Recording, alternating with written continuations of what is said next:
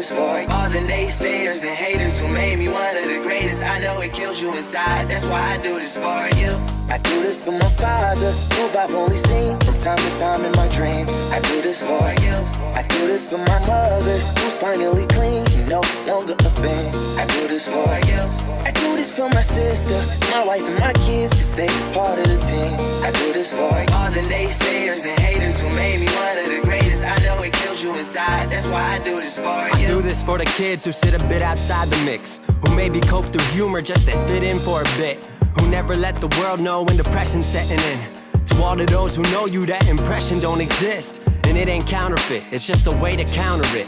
I'm living things I dreamed about, I still encounter it. It ain't something that a cigarette or alcohol can fix, but all because of it, I flipped it quick, went on to write some hits. This a success, off another breath. This the first step in searching to be nothing less than be the best in what you do to prove there's strength in being you. Learn so much in chasing dreams that I never would in school.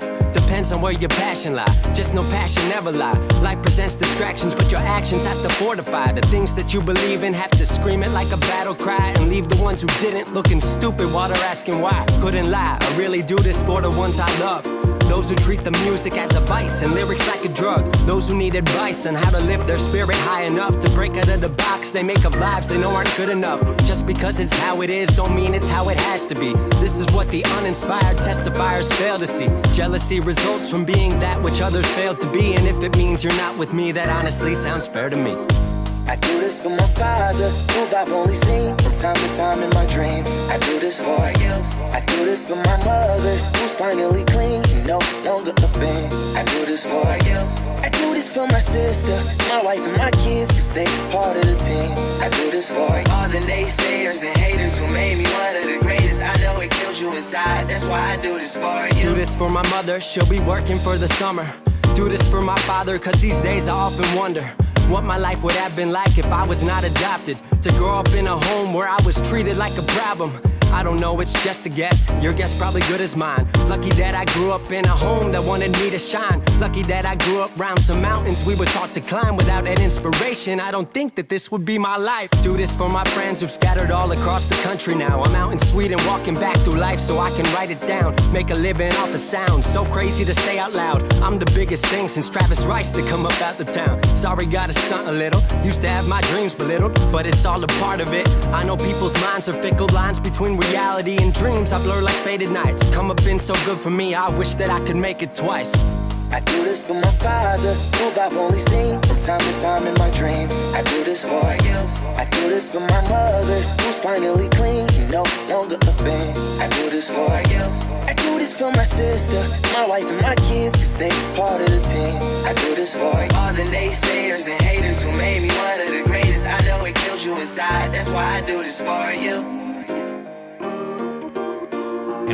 Oh yes, y'all, good to hear from you, good to see you. Welcome to the show. I believe it is Tuesday. We are talking Big Ten football today. Before we get started on what's going down in the Big Ten this week, we're obviously going to always hit what's trending in the world of sports. And if you didn't know, today is a big day for me, being a football expert, a guy who lives for it all. I need to know something, guys. I'm asking right now. I was adjusting my mic. Does my mic sound okay? Somebody give me a thumbs up if my mic sounds okay. YouTube, please let me know. Do I sound distorted? Do I sound like I'm echoing? Am I too quiet? What is it? Let me know before we go on. I'm just waiting for somebody to say something. Anything. Any of you guys in the chat, let me know if I'm okay. Still waiting. Mic sounds good. Thank you very much. All right, sorry about that. Let's get the show started. So today is Tuesday. Everybody's getting cut today, okay? Everybody's getting cut in the NFL. If you don't know what's going on, let me try to explain it to some of you casual fans out there. The NFL, every single team can have up to 90 players try out for their team.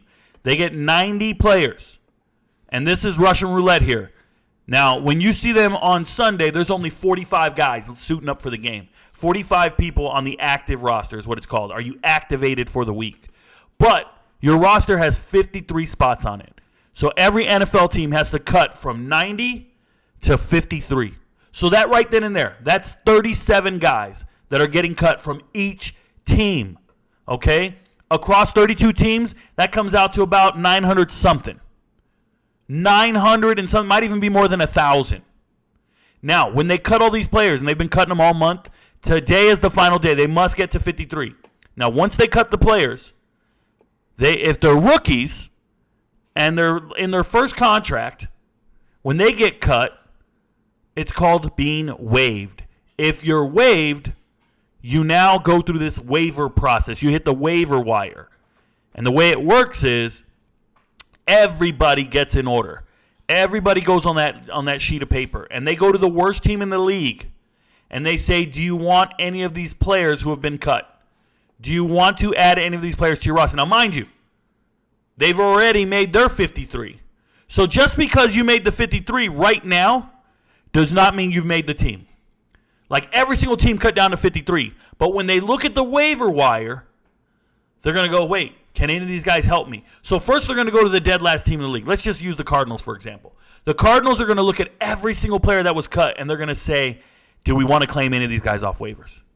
And as they say no, those players move on to the next team, the second worst team. You got to go through waivers. Every single team has to evaluate them, but they start with the worst team. They have to go through the list. Then the second worst team, then it keeps moving up. They're in priority. It's called waiver priority. If you've done fantasy football, you know this. Once everybody clears waivers, though, each team can sign 10 to 15 practice players. I think it's 15 next year, but it's definitely 10 right now. Now you can sign players to the practice squad. Why is this a big deal? Well, if you get signed to the practice squad, you can make $200,000 to $300,000 for the season. So it's a big payday for anyone who gets picked up on the practice squad. Equally important, you get to practice. You're a part of the team. Hell, if they win the Super Bowl, you get a Super Bowl ring. So you want to get picked up for the practice squad. So a lot of these guys getting cut, let me explain this. The teams are hoping, fingers crossed, that they make it through the waiver wire. If they clear waivers and nobody claims them, the team will sign them. And a lot of teams say this to the players. Hey, look, we're releasing you. You didn't make our active 53, but if you clear waivers, we're going to re-sign you. You get what I'm saying? If you clear waivers, we're going to re-sign you. And then they re-sign them to the practice squad. You'll see a lot of guys get cut and then get signed back on with the same team because they're familiar with the offense. They're this close to making the actual 53, and they want a chance to prove themselves in that environment, in that offense, okay? So that you're going to see some star players clear waivers, and you're going to be like, what the hell's going on? Well, every team has their own plan. Every team has their own thing. Now, here's the coolest thing about the practice squad.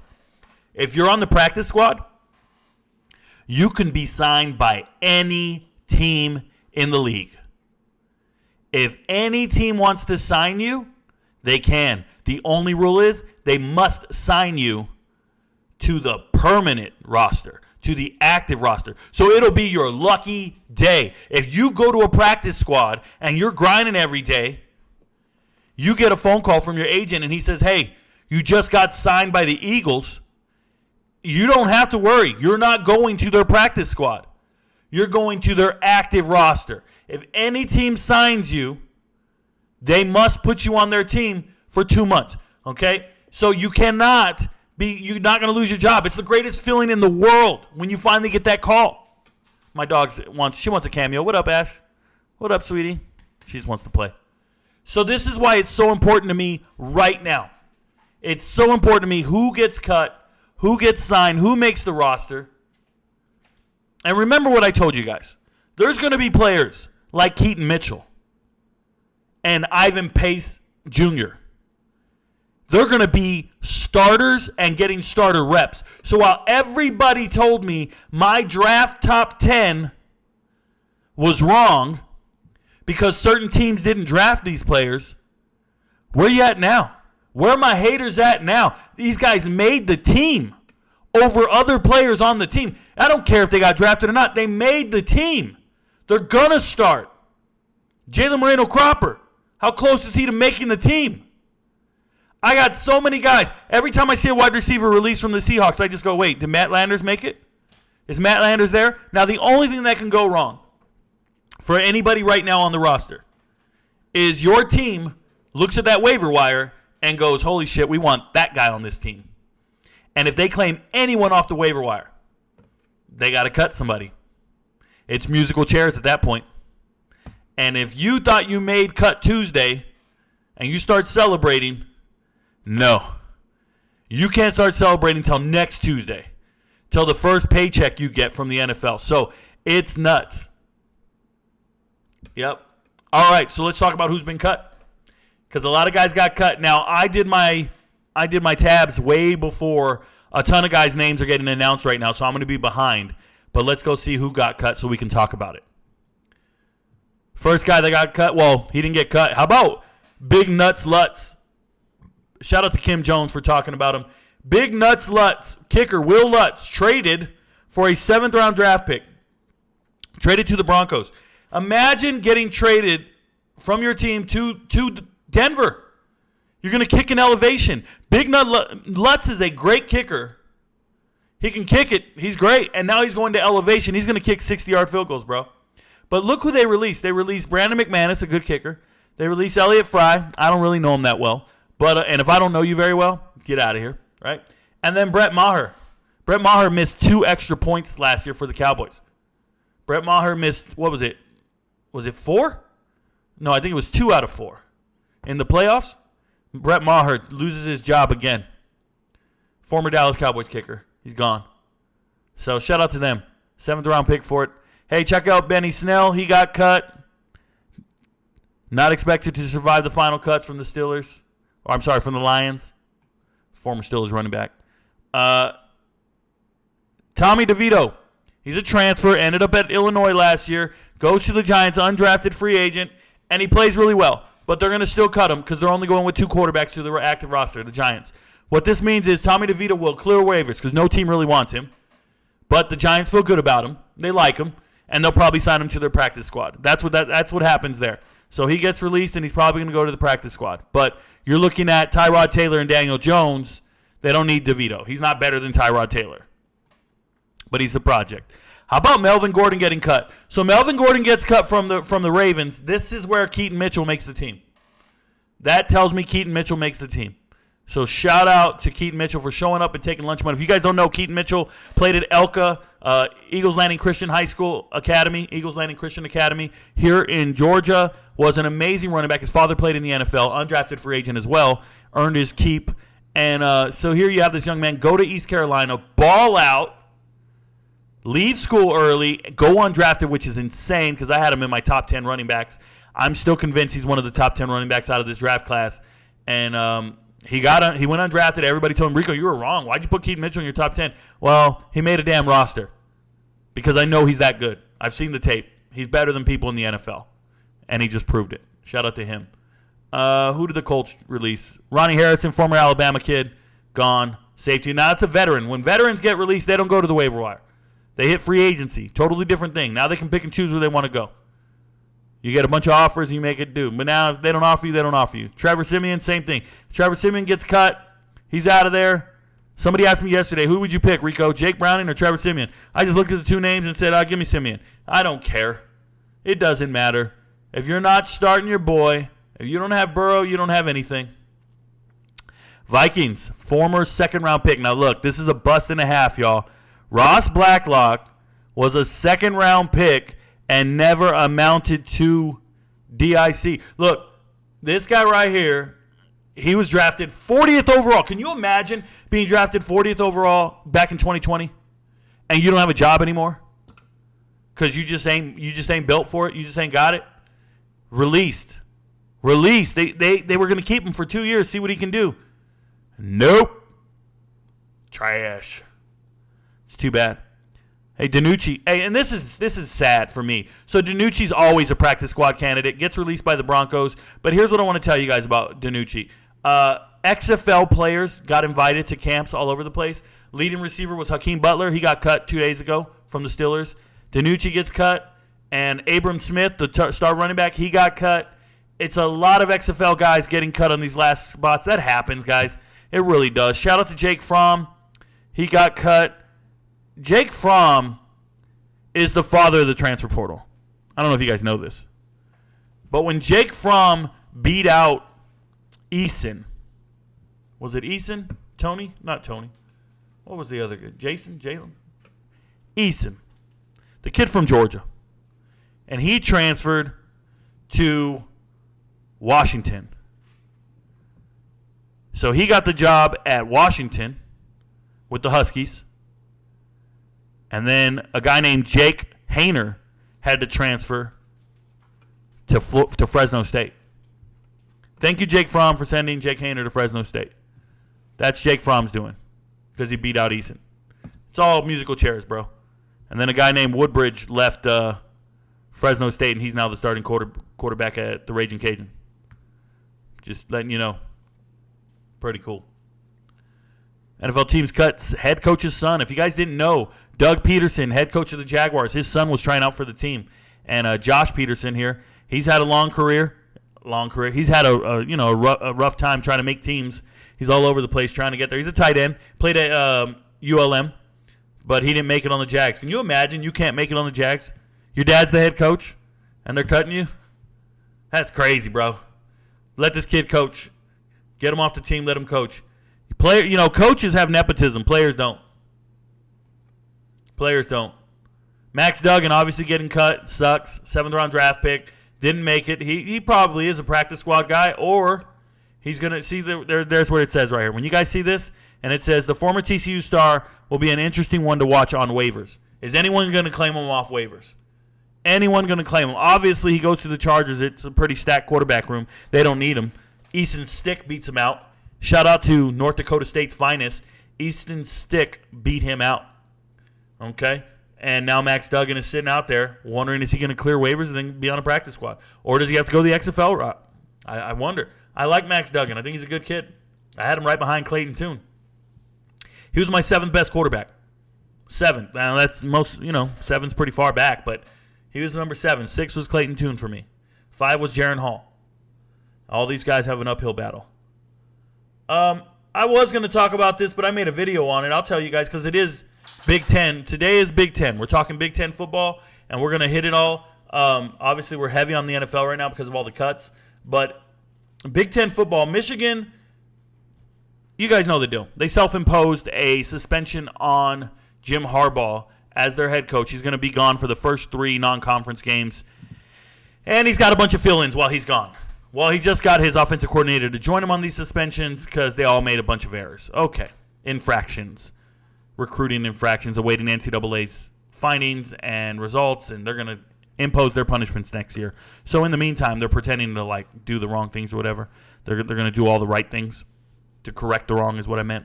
So Jim Harbaugh won't be there for 3 games. His offensive coordinator's out. And I went and looked into it. I'm like, wait, he hired his dad, Jack? Bro, Jack is 84. Jim Harbaugh hired Jack Harbaugh to be the assistant coach for him. His son, Jay, is the special teams coordinator. You want to know why coaching staffs commit recruiting violations or break the rules? It's because there's no checks and balances. It's because there's nobody there to check them with the sanity, like, hey, yo, you're doing the wrong thing. It's your son, your friend, your dad, your brother, your mother. It's just your people, bro. And when you surround yourself like that, you never have anybody to check you. And you're going to make mistakes. I think it's disgusting, though. I really do. Hiring your father while you're gone, having your son be the head coach while you're gone for one of the games, one of the halves, giving the other half to Mike Hart. They try to do this thing where, we're going to give it to a black assistant coach. Bruh, shut up. You're giving jobs to your kids. Rico, wouldn't you hire your closest relatives? No, I would not. I would not. I would hire the most qualified people for the job. And they don't come. They're not my offspring. It's not my brothers and sisters. Trust me. It's ridiculous. Shout out to Michigan. We're going to get into the schedule here. Let me just double check this. Josh Donaldson gets released by the Yankees, former MVP, if you guys don't know. This is the equivalent of Cam Newton losing his job for all you non-baseball guys. Josh Donaldson was an MVP back in 2015. Used to hit a bunch of home runs. I think he did great at the home run derby one time, if I remember correctly. But just terrible. It says he's making $50 million on his final 2 years. This dude's gross. So they released him. The Yankees cut him. Yankees are dead last, by the way. Was going to double check all of these. They'll let me know. See right here. Waived Adrian Martinez. Sucks, but I don't think anybody's going to pick him up. We'll see what happens. Bunch of guys get waived. Bunch of names. I can go through every single guy. Rashard Perriman gets released. That's too bad. Too bad about Burmeister. Smenda, Ryan Smenda gets waived with an injury settlement. So Ryan Smenda was the leading tackler on Wake Forest last year, their star linebacker, tried to make it on the Rams, gets waived with an injury settlement. That means you got hurt, they pay you a little stipend, they pay you a little severance package, and then you go on your way. That's how that goes. Trace McSorley got released by the Patriots, so they cut Trace McSorley. They cut all three quarterbacks. Oh, man. Who the hell's the backup quarterback for them? Are they going to sign somebody? Who are they going to sign? They cut everybody. Classic Bill Belichick. He cut 3 quarterbacks in the last 3 days. That's nuts. Waived running back Zonovan Knight. So Zonovan Knight gets waived by the Jets. That means Israel Abanikanda made the roster. That means that running back room is incredibly stacked. I don't see how Zonovan Knight clears waivers. I don't. I think there's another running back room out there that could use him, but we'll see what happens. Colt McCoy gets released. He can sign anywhere he'd like if anybody wants him. Tanner Morgan. Remember, Tanner Morgan's one of the top quarterback out of Minnesota. He's one of the top draft picks in the USFL and XFL draft. He was drafted in both leagues, so he can choose to go anywhere at this point. Shout out to Tanner Morgan. He's going to have his choices. Oh, look, speaking of XFL, Kenny Robinson, if you guys don't remember, he played at West Virginia, left school early, couldn't go to the draft, played in the XFL back in 2020. He was pretty good. He was a 5th-round draft pick, and I think he was with the Seahawks. But Kenny Robinson just got waived by the Steelers. Interesting young kid. He played well in college. He was all Big 12 second team, I believe, if I remember correctly. Let's see who else gets cut here. Obviously, Malik Flowers. I told you guys he's the next Devin Hester. He showed up for a body just for 1 week, but I hope somebody gives him a shot and picks him up. If not, we'll be seeing him in some of those other leagues. Sal Cannella, tight end out of Auburn, was in the XFL this year, played well, got a shot, didn't make it.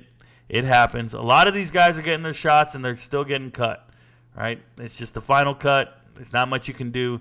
There's talent everywhere. Everywhere.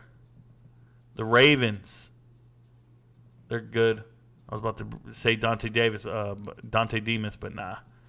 All right, yeah, so I'll be doing videos on all these cuts over the next couple days, or probably just tonight like crazy. But we're going to get to your guys' questions. By the way, Tim Boyle did get released, y'all. Tim Boyle is out of a job. Tim Boyle, the $1 million man. So the Jets went ahead and released Tim Boyle. That's incredible news because he is the worst quarterback to have ever played in the NFL, if you didn't know. In college, he finished college with, I think, 8 touchdowns and 13 interceptions. No, way more interceptions. It's something absurd. It's insane. But, yeah, Tim Boyle, not a good quarterback.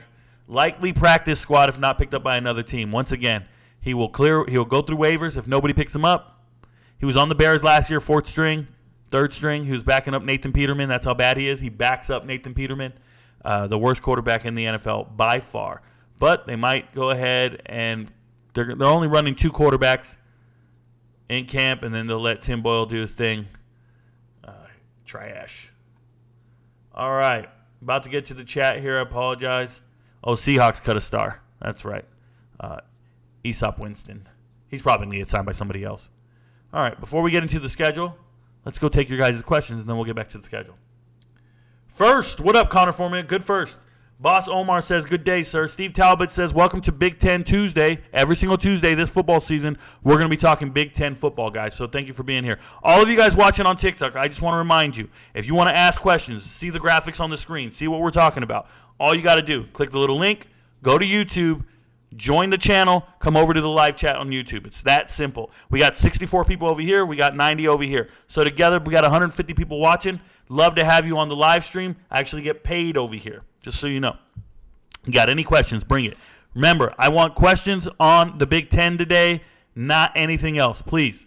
Good day, sir. Welcome to the Big 10. Thank you very much. Oh, by the way, RicoKnows.org. That's our shit, y'all. RicoKnows.org. That's where we get our merch. If you want a shirt that says, your friends don't know, but Rico knows, want to see a dead body, all those shirts exist already. They're at RicoKnows.org. Another thing. I'm going to pull it up on the screen here so you guys can try to beat us. You're going to College Football Pick'em. If you go to Fantasy Football Pick'em on ESPN, go to the Fantasy tab.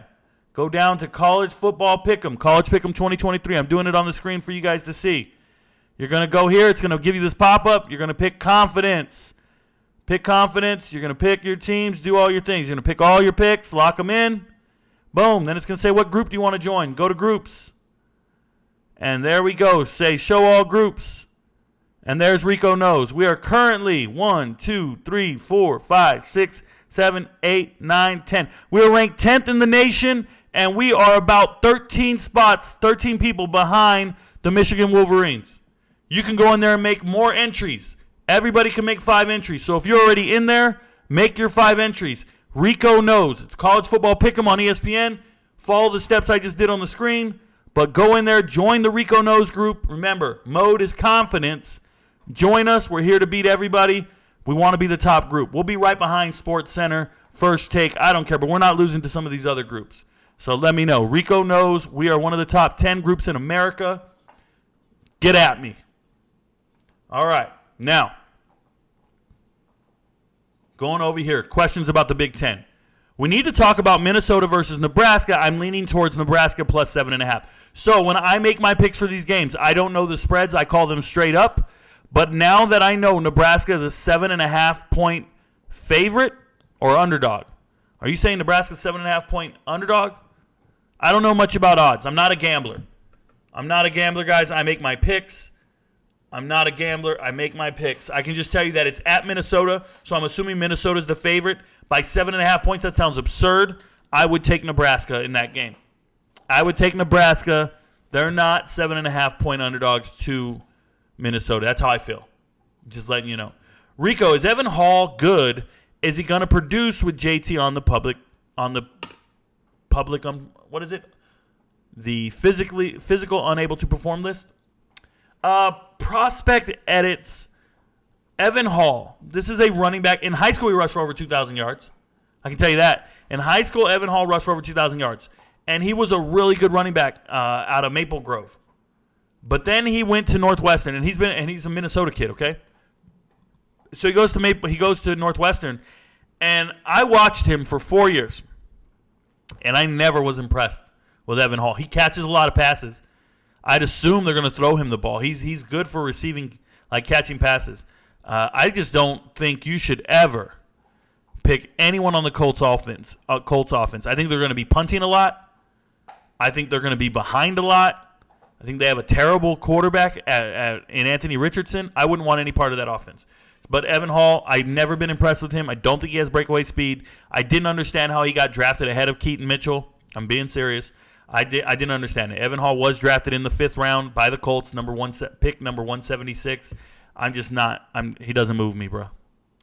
Just so you know. Rashawn Zoker says, you like the new additions my New York Giants made. I haven't really studied their new additions. I apologize. I don't know them off the top of my head, so I don't know if I like them or not, but I could get back to you on that. Come back tomorrow and ask me the same question. I'll look into it tonight.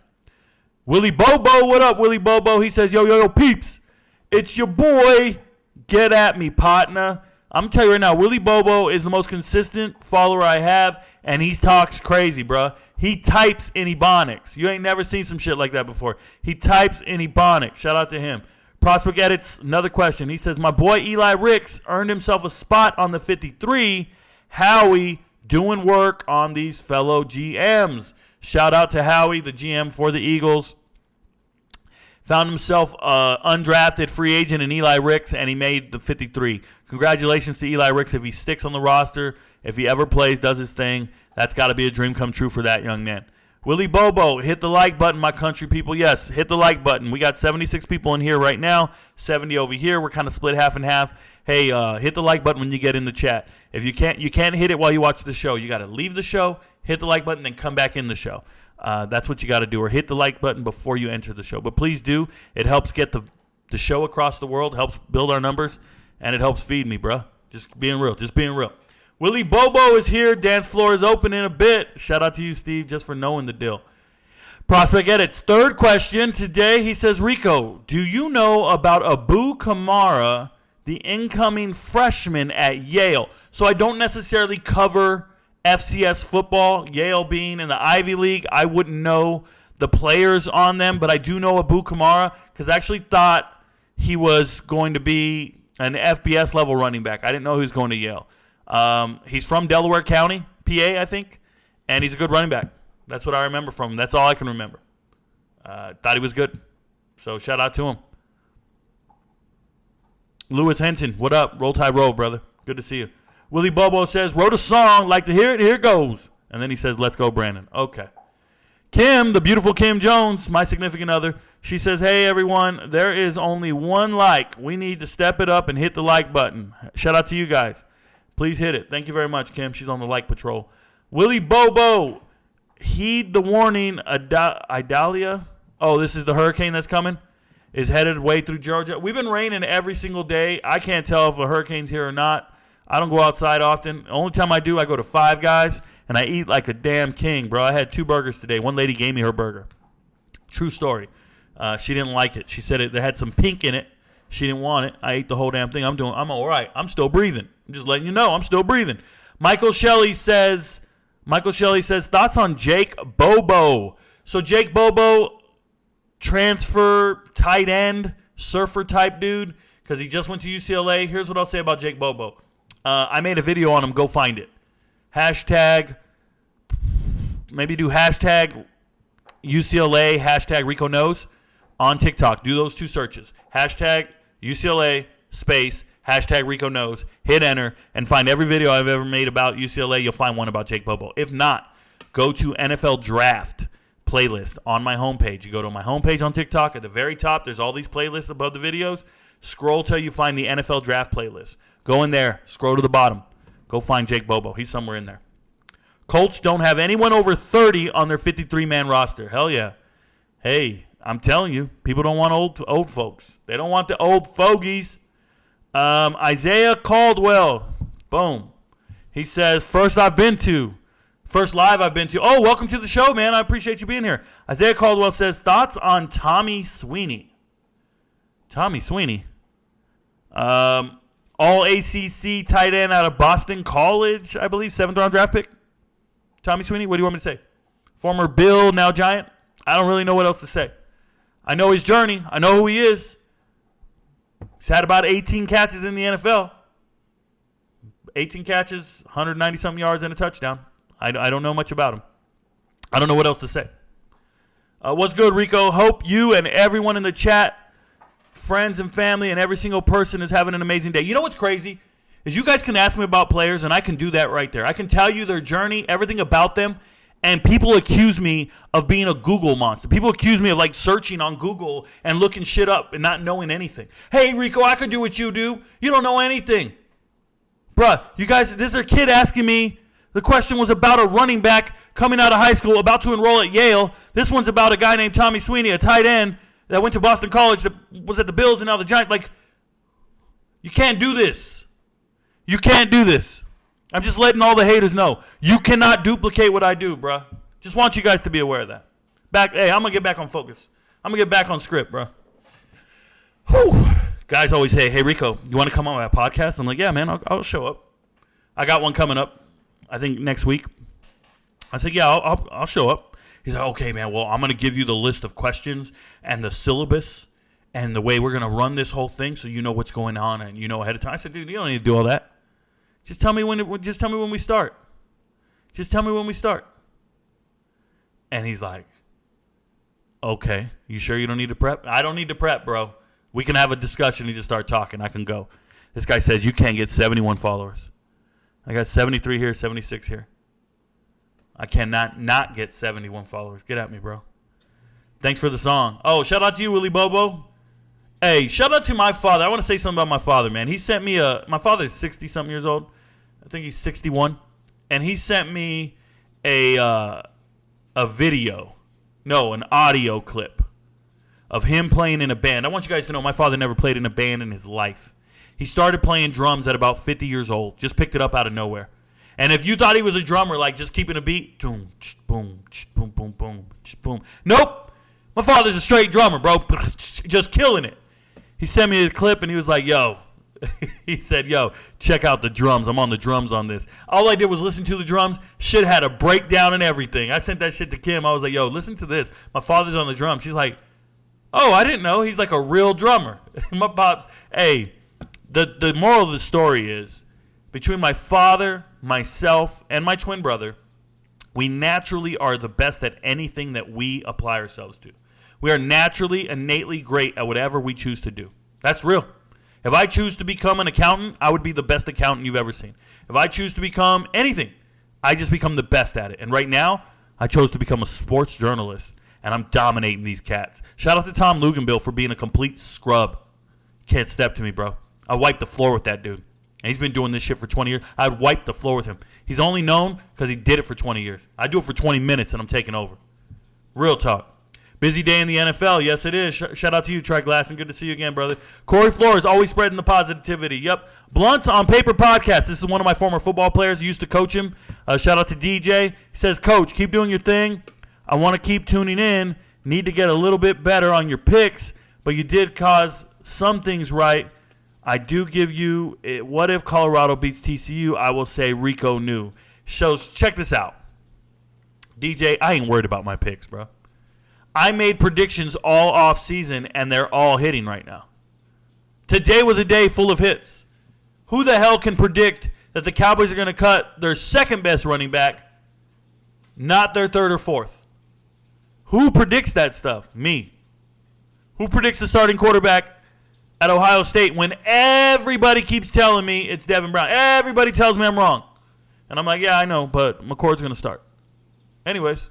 And I get, you still got time to take this down, loser. You don't know what you're talking. I'll bet you anything. I'll put my money where my mouth is. Bro, I almost went to the bank today. You can ask him. I almost went to the bank today, and I asked him, how much cash can I get? And the bank, you know what the bank told me? I said, how much cash can I get? The lady said, we only have 1,000 $20 bills. I said, that's not enough. I want more because I'm ready to do my money spread. I want more because I'm ready to do my money spread. I want more because I'm ready to do it. These cats ain't ready for me. I'm going to go pull out 2,000 $20 bills. You do the math on that. I'm ready. I hit all day long. I ain't worried about missing. Shout out to Colorado. They're going to cover that spread. Zappy and Cunningham waived is crazy. Yeah, considering Trace McSorley also got waived. Who the hell's on the roster? Starling got dropped today. I want my Steelers to pick him up. Ugh, they want him to clear waivers, I promise you. They want him to clear waivers, I promise you. I promise. Tyler McNamee says, Rico, what are your thoughts on OSU-D in year 2 under Knowles? Big-time recruits on the edge and some vets at linebacker. Can they cover up the unknown at quarterback because the skill positions are loaded? So, to be honest, Ohio State went out and hit the transfer portal and got themselves Deuce, right? No, not Deuce Chestnut. Who'd they get? They got the kid from Ole Miss. Ingbenosum. Hard to say. I feel like they have holes in their secondary, and they're trying to address them with the transfer portal. But I just feel like the matchups there, the only thing they're going to run into in their conference that I can see is trying to stop the run. The holes are in their secondary, not their front seven. So I feel like they're good as long as they don't run into a passing team. If they run into a team that can really throw the rock, they're in trouble. That's how I feel about Ohio State. But they can score points. They do have a good running back room, by the way. It's not just wide receivers. They got a great running back room. I think I had them 6th in my polls. Top running back rooms. Wondering what your thought about NCAA ruling on Jake Smith being unable to play at ASU, left USC, and being on a medical exemption list. So, Gage Turner, Jake Smith started his journey at Texas. He was at Texas, then transferred to USC, couldn't make the 2 deep there, then transferred to Arizona State. So there's that. I believe Jake Smith is from Arizona, right? I believe he's from Arizona, one of the top prep players from Arizona. So he was just coming back home anyways. Hey, man, shit happens. Get your degree. You want to transfer around like that? Get your degree and become a grad transfer. That's what I got to say to all these kids. If you don't like what the NCAA is saying, go to class, take a full load of classes, and then transfer. There's a ton of kids who transferred after getting their degrees. You don't get your degree, I can't help you. It's raining pretty good out here, y'all. The hurricane's hitting us pretty hard. Just letting you know. Let's be honest. What up, Jason? Jason says, let's be honest. Do you think Michigan really has a chance at the championship? Yes. That's that. Tyler McNamee says, you talked about rookie waivers. Who are some of the best wave rookies who turned into huge successes in recent years? I'd have to go study. I can't just name them off the top of my head. I don't want to miss any. I owe you some answers there. Most of the time, when somebody gets waived, they don't become superstars on other teams. It's very rare. I can remember a year, though, where you remember Ricardo Lockett? He got injured eventually for the Seahawks, but Ricardo Lockett was on like 4 different teams in 2 years, 4 or 5 different teams. And every single time I'd see him on the transactions, he was cut from a practice squad, just trying to make it. And then he finally got his big break. Ricardo Lockett's one that comes to mind. I don't know if you guys know who he is, but he comes to mind a lot. It's usually not stars. I'm just pulling for guys to get their dream. Remember this. It used to be the practice squad. Now the pay is really good. But it used to be practice squad players were making about $5,000 a week. Okay? $5,000 a week. They were making it. But if they got activated to the active roster for that 1 week, they would get $28,000. And then, after the game, they would get cut, clear waivers, and get signed back to the practice squad.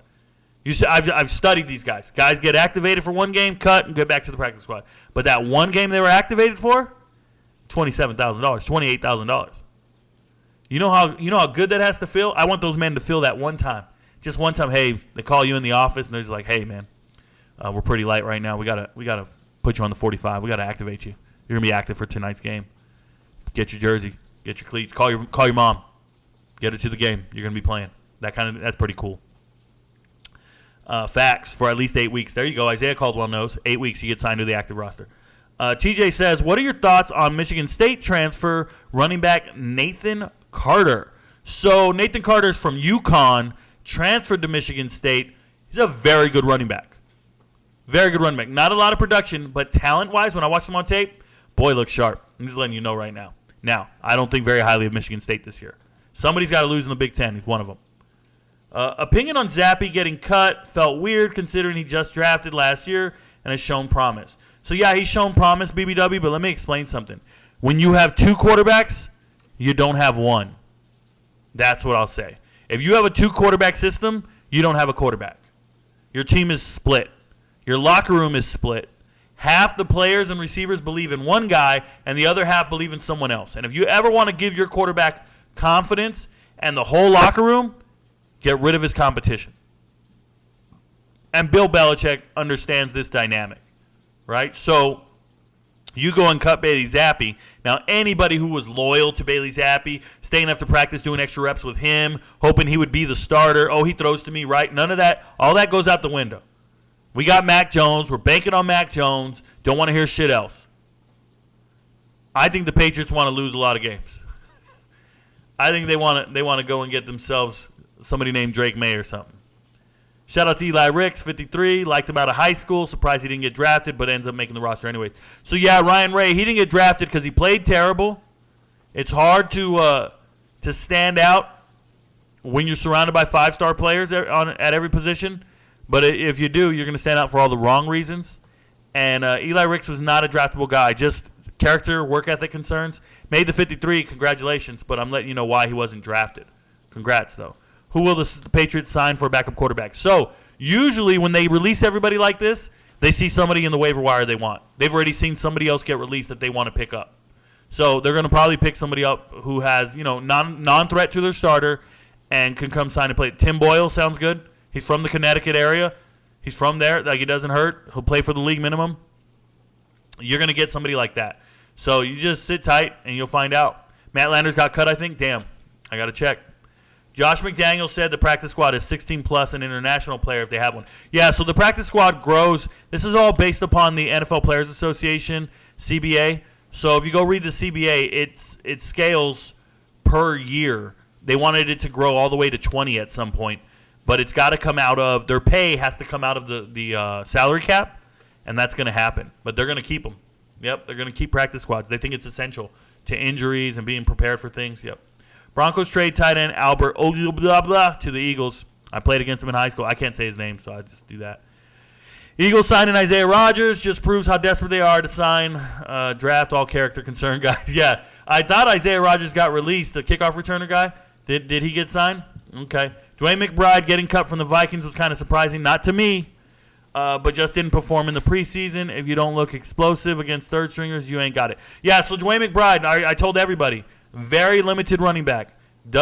Fumbles a lot because he stands up and he tries to get extra yards. He fumbles, cannot catch passes. I didn't think he was NFL worthy. I made that very clear. So it's unfortunate, but I saw that coming. Vikings also missed on Gladney and many other early round picks recently. It happens. Magoo got cut. That's USFL's finest. That sucks. Maybe he'll get on a practice squad, I hope. Raiders cut Isaac Rochelle. I know you've seen him or his wife on TikTok. Think he'll get signed anywhere. So I've never seen his wife. I don't mess with TikTok like that. I don't even watch other content. The only videos I watch are videos sent to me in my DMs. I do not watch For You page. I am too busy making my content. I've never scrolled through the For You page. If I ever have, it's one or two videos at max. And I mean it, literally one or two by accident because I thought I was going through my own shit. I don't have time for that.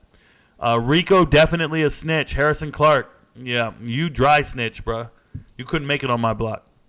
AJ interviews. You got me on the Devin Brown take, Rico. I thought he won the job from what I've heard, but must have been smoke. Rico knows.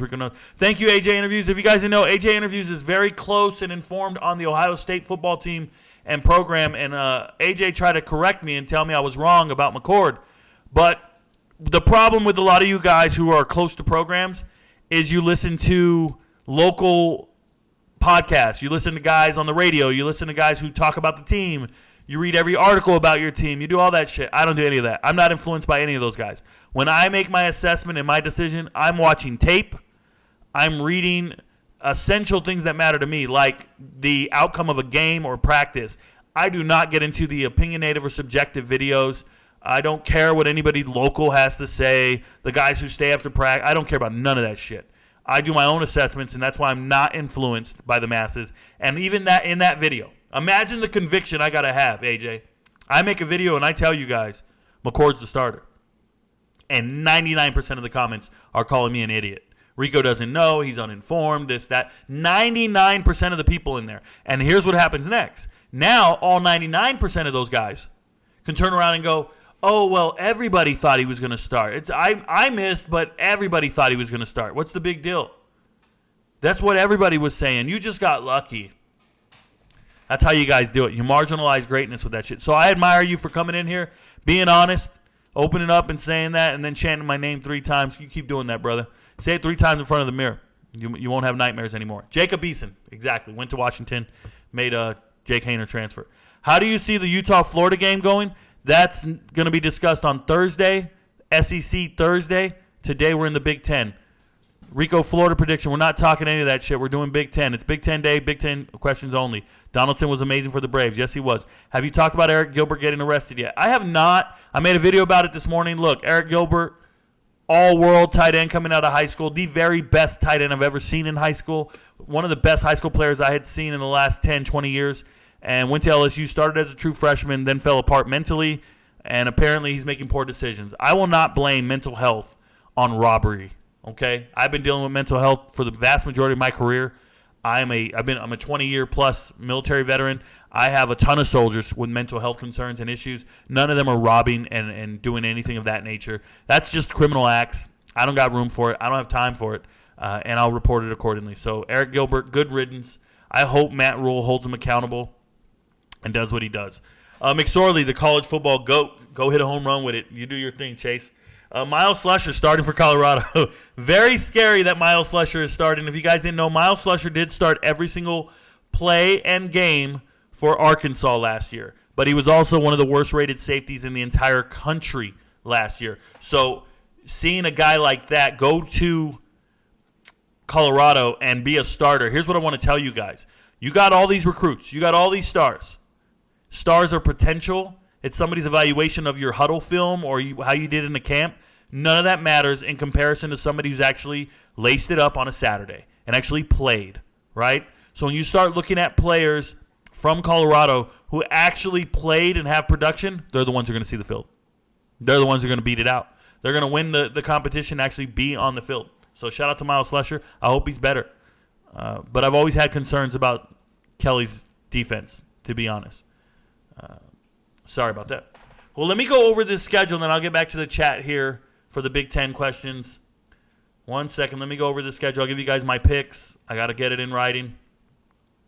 All right, the chat jumble right here. Will Kool-Aid McKinstry be a top 10 pick? That's a talk for another day. Today we're only talking Big Ten. So let's go to the Big Ten picks. I'm going to minimize myself. You guys can see it over here. So firstly, Nebraska's going on the road to Nebraska. To Minnesota. I don't know the line. Somebody said it's 7.5. Minnesota's the favorite because they're the home team. Here's what I'm going to tell you about these two teams. Firstly, Nebraska has a new coach in Matt Rule. New quarterback in Jeff Sims. Their running back, Anthony, he's been suspended for most of the spring. Former JUCO guy, former Buford high school running back. There's character concerns there. They don't have Trey Palmer at wide receiver. They lost a couple of transfers to the gambling shit going on. But here's what I'll say about Nebraska. I think they're very much improved culturally. I think they were a good team last year. I don't think they need the same terrible first year that Matt Rule usually has. When he was at Temple and when he was at Baylor, his first year at each school was absolutely atrocious because he wiped them clean and just said, we're going to do it my way. And he knows how to rebuild a program. He's a great college coach. It takes him about 2 or 3 years to implement his plan. But Minnesota, losing your starting quarterback that you've had for many years, you got Athan there. This is a young kid who can actually throw the rock. You got a new transfer running back, Sean Tyler, coming in from Western Michigan. Sean Tyler is a back-to-back 1,000-yard rusher, but he's no Mo Ibrahim. He's really small. He's fast. He's kind of cool. I like Crooms. They got a wide receiver from Western Michigan as well coming in. But they lost their other 2 running backs. They lost their other 2 wide receivers. They just replaced their talent with the best talent from Western Michigan, which is really weird. They also lost their running backs coach. Kenny Burns was the running backs coach. He left. He's now the new head coach at Kent State. So they got their running backs coach. I think it's Lusick or something like that. He's the running backs coach from Northern Illinois. So all in all, there's huge turnover on both coaching staffs. And I feel like Nebraska's poised to have a good year. I think Nebraska covers this spread. I want them to go into the game against Colorado 1-0 so Colorado can beat them and get a credible win. But give me Nebraska. I could be totally wrong, but give me Nebraska over Minnesota.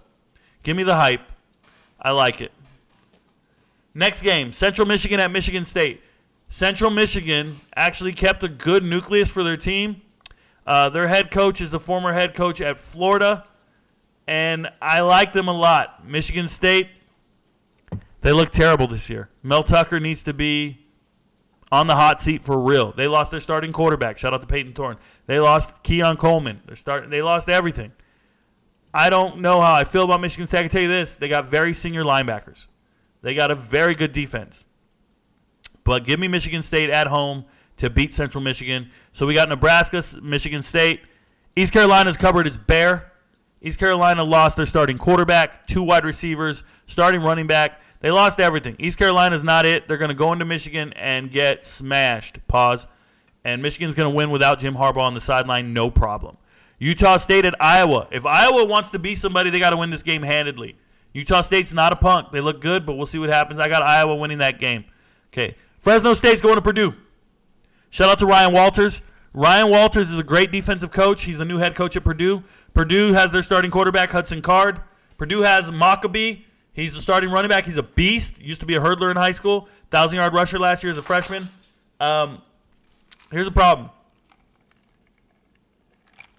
Fresno State has Mikey Keene, transfer from UCF. I told everybody Mikey Keene's going to be the starter. Nobody listened to me. Well, there's still a competition, Rico. They're still trying to figure out if Fife's going to do it. Now shut up. Mikey Keene's the guy. Well, it got announced today. Mikey Keene's the starting quarterback, like I said. And I just think that Fresno State lost too much on offense last year. So Fresno State did win 10 games last year. But Jordan Mims is trying to make it in the NFL. I think he got cut. Romiglio is trying to make it in the NFL. He's a kickoff returner. He's great. Who is it? Wallace? Renee? Man, I just forgot his name. Roland? It'll come to me. The hyphenated kid. He's trying out for the Cowboys right now. He's amazing. Jalen Moreno-Cropper. Hold the hell. What is wrong with me? Jalen Moreno-Cropper, an amazing wide receiver. And then they lost Joshua Kelly in the transfer portal to Washington State. So I apologize for brain dumping that. The problem is I see Fresno State struggling here. They did get Jalen Gill in the transfer portal, former Ohio State wide receiver, running back, transferred to Boston College, then transferred to Fresno State. So, it looks like Fresno State's going to show up and compete, but I got Purdue. I got Purdue, I promise. They got a whole new defensive line, though. We'll figure that out. Ohio State's crushing Indiana. There's nothing to talk about there. Wisconsin. I have Wisconsin winning 11 games this year. It starts with Buffalo. No problem. Towson's coming over to Maryland. Maryland's going to beat the brakes off of them. West Virginia's going into Penn State. Penn State's winning that game very easily. Toledo at Illinois. Give me Toledo. Give me Toledo to win this game. Give me Toledo to win this game. Somebody on TikTok is asking me about FSU, LSU. First off, I don't talk to you guys. And if you're asking about an ACC game, I did that show yesterday. So go to YouTube, watch the live stream, and watch the ACC. Today is Big Ten. And then the matchup Sunday, Northwestern at Rutgers. Kirk Soraka, new offensive coordinator at Rutgers. He's a former offensive coordinator at Rutgers. And Greg Schiano, they're doing some shit at Rutgers. I want them to beat Northwestern. Northwestern's going to show up on fire. They want to rebound, but I don't see it, bro. Give me Rutgers. So once again, Rutgers, Toledo for the upset, Penn State, Maryland, Wisconsin, Ohio State, Purdue, Iowa, Michigan, Michigan State, Minnesota. No. Nebraska over Minnesota. Fingers crossed. Fingers crossed. So those are my picks there. Just so you guys are aware, we're going to hold me accountable. I'm never picking against the spread. I'm not a gambler. I don't know any of that shit. I'm just letting you know where I'm at. Back to the chat. Somebody says, record prediction for Florida. Come back Thursday. Thursdays are SEC. Trent and Caleb, it's a Big Ten day. Thank you very much. Donaldson was amazing. Have you talked about it? Yes, I did. McSorley's a great. Slusher's there. Kool-Aid McKinstry, got it. Jerry, considering a spot for Tim Boyle, we know he has picks of somebody. There you go. Tim Boyle's holding somebody hostage to get it. Let's talk about Nebraska versus Minnesota. Like I said, I feel like I addressed it enough. I feel like Nebraska's going to be improved with their new culture, new team. I'm looking for Chief Borders to actually make the field and play, the transfer from Florida. I'm excited about a lot of Nebraska players, so we'll see what happens there. Dylan Flame said, thoughts on the Terps. So the Terps, Maryland Terps. Tua at quarterback, got a great player in Chambers at wide receiver. He's a transfer from FIU. He was their leading receiver last year. I really like Maryland. I know they lost some defensive backs to the NFL. I know they lost Bennett, not Jacorian Bennett. That's not who I wanted to talk about. The wide receiver, Raheem Jarrett. I know they lost some good players, but I still think like Maryland is competing sneaky good. Maryland reminds me a lot of Oregon State in the fact that they are dark horses to cause a problem in their conference. Oregon State's going to cause a problem in the Pac-12. I'm letting you know now. They're going to beat somebody they're not supposed to. I feel like Maryland's going to do the same thing. So Maryland's fighting for like the fourth best team in the Big Ten, but they could be the sixth, fourth, fifth, sixth, but they're going to beat somebody they're not supposed to. That's how I feel about Maryland. Thoughts on Penn State? You know, everybody says this is their year because the other team doesn't have a quarterback. Shout out to Ohio State, but Penn State doesn't have a quarterback to me. Everybody talks about Drew Allar is great, and he is him. I haven't seen it. I think they're lacking at wide receiver, and they got two good running backs, but I don't know how good Penn State's going to be. I feel like they won the Rose Bowl because they had a senior quarterback. You need senior leadership at the quarterback position. You need, well, not senior, but you need experienced leadership at the quarterback position. They don't have it. The teams that usually do, they do really well. That's how it really works in college football. If you have an experienced quarterback, you tend to win. It's a quarterback-driven league. It's a quarterback-driven sport. So get a quarterback that's a senior, and you're going to do pretty damn good. Shout out to TCU last year, Georgia. I mean, you just start looking at the teams and what they had at quarterback. The only one that didn't was Michigan, and that's what failed them. They do this year. They have a more experienced quarterback, right? Eric Gilbert pisses me off. It's unfortunate. Michigan without its two starting safeties week one. Yeah, it happens. It happens. We'll see what their front seven can do. They're not playing anybody, right? They're playing East Carolina, who doesn't have a receiver threat. One of East Carolina's star receivers or starting wide receivers is a transfer from Colorado. Okay, so don't worry about it. Their other wide receiver is a transfer from Alabama. He is, or a transfer from Georgia, but he was the third leading receiver last year.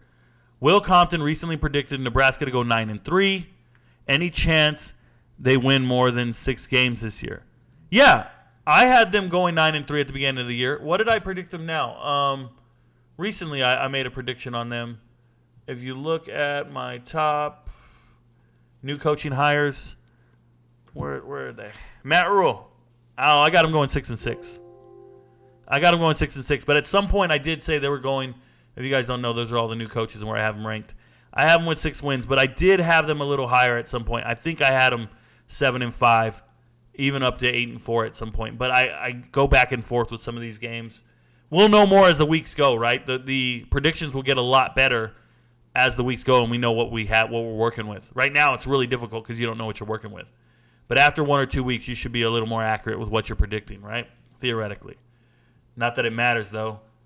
Michigan will, it's not going to matter. Big 10 Tuesday, yep. Will Compton. First Big 10 team to be upset. Illinois. Illinois against Toledo, week 1. Illinois against Toledo, week 1. I think they get upset. If that doesn't happen, week 2,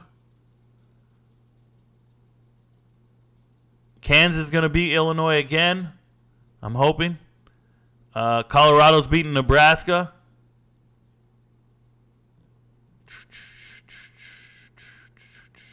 Richmond has a shot to beat Michigan State, I hope. We'll see what happens. UTEP beating Northwestern. Oh, I want to see that Charlotte-Maryland game. Shout out to Biff Poggi and all his guys from the DMV. They're going to Maryland. They're playing in front of their family and friends. That'll be a great game, you guys. That's great for recruiting. Charlotte, if you don't know, their head coach, Biff Poggi, the former head coach out of St. Francis, right? So in Maryland, all his players are from the DMV. He got 18 transfers from his old high school. So that'll be a really interesting game for me. I'm excited for that. And then I want to see what E.J. Warner can do. Kurt Warner's son, week 2. I'll talk about this next week, but E.J. Warner is a great quarterback out of Temple, and he's into his second year. True freshman starter last year, threw for over 3,000 yards. And he's going to go up against at Rutgers. Rutgers can't throw. I'm letting you know, Gavin Wimsatt, their starting quarterback. Wimsatt cannot throw. 4-star guy, but has no accuracy. When I watch him throw, he loses so many passes, it reminds me of Anthony Richardson. It really does. So I'm like, oh, he's an athlete, but he naturally cannot complete passes. It's all over the place. So those are my first big upsets. But give me Illinois to lose this weekend. We'll see if I'm right. Thoughts on Minnesota versus Nebraska and how the offenses will perform? I think Minnesota has a good offense. I really do. I think Nebraska's offense is going to run through Jeff Sims. If you guys have never watched Jeff Sims play, he is what everybody wishes Anthony Richardson is. Like Jeff Sims led Georgia Tech in rushing in 2020. The second leading rusher on the team was Jahmyr Gibbs. Jeff Sims had more rushing yards than Jahmyr Gibbs at Georgia Tech. Yep. Jeff Sims is him. And he beat out Casey Thompson. Jeff Sims is so good. It's just that at Georgia Tech, they had the wrong offensive scheme. That's why Jahmyr Gibbs left. And now he's going to Nebraska. They got the right scheme. Trust me, I'm looking for a huge season from Jeff Sims. Where did I rank him on my top 50 transfer portal players? Just pay attention. You guys should go watch the playlist. I have something called Top 50 Transfer Portal Players. Jeff Sims is number 6. I have Jeff Sims at 6. Right in front of Sean Tyler, though. Right? Sean Tyler, the new starting running back at Minnesota. So my number 6 and 7 ranked transfers on offense are in this game. Nebraska, Minnesota. They're right there, 6 and 7. That's how much I believe in them. It's incredible. Go watch the Top 50 Transfer Portal playlist. So that's all I can recommend to you guys. Watch the Top 50 Transfer Portal playlist. It's on YouTube and it's on TikTok. At the top of the playlist, go to the homepage. Above all the videos, there's all the playlists. Find Top 50. You'll see what I think of these guys. Eric Gonzalez says, Big 10, King of Wrestling. No. Shout out to Penn State. But no. Dylan Flynn says, what Big 10 game you looking forward to? I'm really looking forward to the Toledo game. I want Toledo to beat Illinois. I'm interested in that game more than any other. I feel like a lot of these are going to be blowouts. I want to see what Nebraska does. Obviously, that game is on Thursday, so all eyes on Nebraska, right? We're all going to be watching it. But when it comes to this whole thing here, 7:30, Big Ten Network, Toledo at Illinois. I hope I give the Big Ten Network. I hope I do. If not, I have to get it on YouTube. That's fine. And you guys should know this. If you don't give the channel, somebody told me, Rico, I couldn't watch USC this weekend. Bro, what are you guys doing? Go to YouTube, do a search, USC Live. Go to YouTube, do a search, Illinois Live, and just hit search on YouTube. You'll see the game for free. They're all there. Just letting you know. Click around a little bit. You can find them. But, yeah, that's the game I'm most looking forward to. I want to see what Fresno State does. I'm cheering for Mikey Keene, but I don't think they beat Purdue. And then, obviously, I'm a big fan of Toledo beating Illinois. That's what I want to know. And I will watch Sunday. I will watch this pillow fight. I don't care what anybody says. I watch games for days, y'all. I watch every game. Jalen Berger, running back at Michigan State. Thoughts on him and the team? So I think the team's going to struggle this year, and I'm not overly sold on Berger. Like, I watched his tape. I wasn't impressed. I really think Michigan State's going to struggle this year, guys. I think Mel Tucker's on his way out. He's never done anything to impress me. Coaching-wise, he's a good recruiter. He's a good leader of men. He talks well in front of a camera and mic and all that. I've never been impressed with anything he's done as a coach. I've watched a lot of tape. Big 10 Tuesday appropriately starts out strong but can't finish, keeping with the Big 10 tradition. Haha, shout out to you. Thoughts on Minnesota, Nebraska, and how the offense performed? Gotcha. Wisconsin by 50. That sounds good to me. Nebraska's an underdog. Yeah, by 7.5. Does Matt Rule get Nebraska to 10 wins within the first 2 years? I don't know, Chaz. We'll have to see next offseason. Honest thoughts on Rutgers this year. What do you think their record will be? Paul Keenum will obviously get more accurate as the season goes on. But I'm looking at Rutgers, and I see them lose. They're going to beat Wagner. They can beat Indiana. That's 2. They can beat Temple and Northwestern. At most, I see them winning 4 games. At most, I see them winning 4 games. Maybe 5 if they can beat Michigan State. That's how I feel about Rutgers for now. They didn't get a quarterback in the transfer portal, which is what I wanted them to do. They didn't do it. Malik Cunningham, what about him? I think he got released. Go check out Jones County wide receivers, straight track team out of Georgia. Check him out sometime. Send me a DM. Don't do this. Thoughts on Athan? Athan's pretty good, man.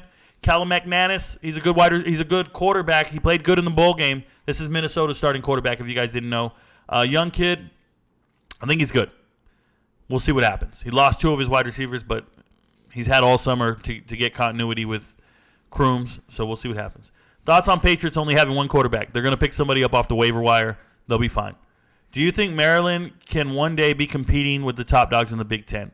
They would need a 5-star quarterback coming out of high school. The only way you compete with anybody at the top, like to win a major conference, you need a 5-star quarterback out of high school. You just need to get one in recruiting. You can't get a fringe 4-star who didn't pan out. You can't get an overachieving 3-star. Nope. You got to go get a bona fide 5-star quarterback if you want to be at the top, and they haven't done that. Hey, Rico, I'm dying for your take on UCLA quarterback battle.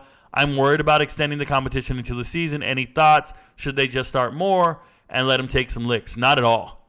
Not at all. You have other capable quarterbacks on that team. That's a Pac-12 question, though, and I'll be answering those on Friday. Who do you root for, boss? Rico, I root for players and coaches, no teams.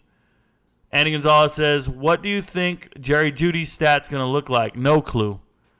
Cam and Kendra, being from Michigan, living in Alabama, I catch a lot of heat. Elite XP says Patriots cutting both quarterbacks. Yes, they did. Chaz Crawford, Rico, thoughts on Antoine Littleton? I'm sorry. Do you think he has a chance to make the league? We'll know after this season. I got nothing on that. I got nothing there. Have you watched Charlie Thomas's film Linebacker out of Georgia Tech? Harrison Payton, I have not. I watch a lot of Georgia Tech games, but I haven't paid attention. We'll see what happens. I didn't watch any huddle film on him, though. What was Eric Gilbert? Was that Eric Gilbert or Lawrence Phillips, essentially? Was he naked sitting on somebody's couch?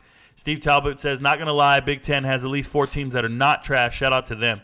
This is a fact. Philip Clark Park says, as a first-timer on this live, awesome content, so interesting. Thank you very much, Philip Park. Bring your friends. Paul Keenan says, Rico, that knowledge of Tommy Sweeney was nuts. I personally know him, went to the same high school as him. That was wild. Paul Keenan, this happens to me often. People will come in here. They're not trying to stump me. They just ask me questions, and sometimes I know it, sometimes I don't, right? Most times I know it. Brady Cook or Sam Horn? Ask me on Thursday. Thursdays are SEC questions. Don't ask me here. By the way, those are the 2 Missouri quarterbacks. Shout out to Brady Cook. I like him as a dual threat. Shout out to Sam Horn, Collins Hill's finest, straight out of Georgia. State runner-up, high school quarterback to Travis Hunter. Yeah. Robert Lopez, can Rule bring Nebraska to Big Ten relevance? I think he can. I think Nebraska was doing fine. They were winning 9 games a year when they had Bo Pelini, and then they just fired him and they hired the wrong coaches, right? Callahan was bad, and Frost, hell froze over. And so now they got back to getting a good coach. Let's see if they can do it. I feel they can. They'll be fine.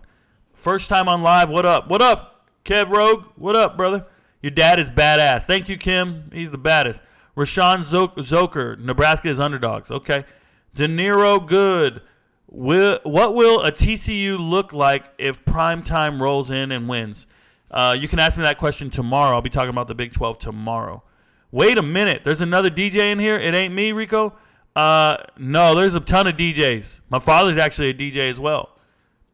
Dwayne McBride getting picked up. Probably not Aaron Falter. He's got a very limited skill set. Like I said, he's just a big bruising back. No receiving trait. He had 2 receptions last year. 2 receptions, 10 yards. And then he fumbled a ton because he doesn't ever go down. It's bad. But he can run the rock. I just don't think anybody's really looking for that style of running back. He might be a practice squad player somewhere, or he's got to go prove himself in the XFL. Zoker says, what's your thoughts on Indiana versus Ohio State? None whatsoever. Ohio State's going to wreck them. Indiana, Tom Allen's going to be getting fired by the end of the year. He's on the hot seat. Indiana had a ton of transfers last year. I think they had 36 transfers last year. And then this year, they might have 43 people they turn over on the roster. Some shit like that. It's crazy. I know he's trying to flip the roster, but he's not flipping the culture. And he lost his star player, right? McCullough went and transferred to Oklahoma, so that sucks for him. Does Iowa score 225 on offense this year? You mean points-wise because of Brian Ferentz? I think Iowa's going to score some points. I think Iowa's going to be fine. Good luck to them. What's Bo Nix going to do against Texas Tech? You can ask me tomorrow. It's Big 12 day. Or you can ask me Friday, the Pac-12 day. But you can't ask me today. It's not a question. We're only doing Big 10. Why don't you do sports bets? Feel like you'd make a lot of money on that. Who? You're crazy. Who? I don't gamble. Nope, I'm good. I'm not worried about it. I make a lot of money doing what I'm doing right now. Sloppy Plain says, Rico, Iowa State announced their depth chart, and Jack Sandusky is starting at middle linebacker as a true freshman. What are your thoughts on him? Actually, I haven't seen his footage. Sadosky, by the way. I haven't seen his film, so I'd have to look into him. You know, when new recruits come in, I don't watch their film all that often. I do a lot of film review. I do a lot of huddle film. But when I look at it, I just get familiarization of the names, where they're from, and I wait for them to make the 2 deep. So if he just got announced in the 2 deep, I'll probably watch his film. Being in the Big 12, I focus on the Big 12 tomorrow morning. From the moment I wake up, I study all Big 12 teams in preparation for my show. So this is how I do it, guys. I rotate between every conference every single day. So Monday is ACC, today is Big 10, Big 12, SEC, Pac-12, and then Sunday I hit all of the game reviews and the group of 5 teams. So that's kind of how I get down and I stay organized. I appreciate you guys for asking me. I'll have to look into them. What are some of your favorite Big 10 matchups this weekend? Robert Lopez, I think I talked about him. My favorite is Toledo and Illinois. I'm excited for the Northwestern Rutgers game.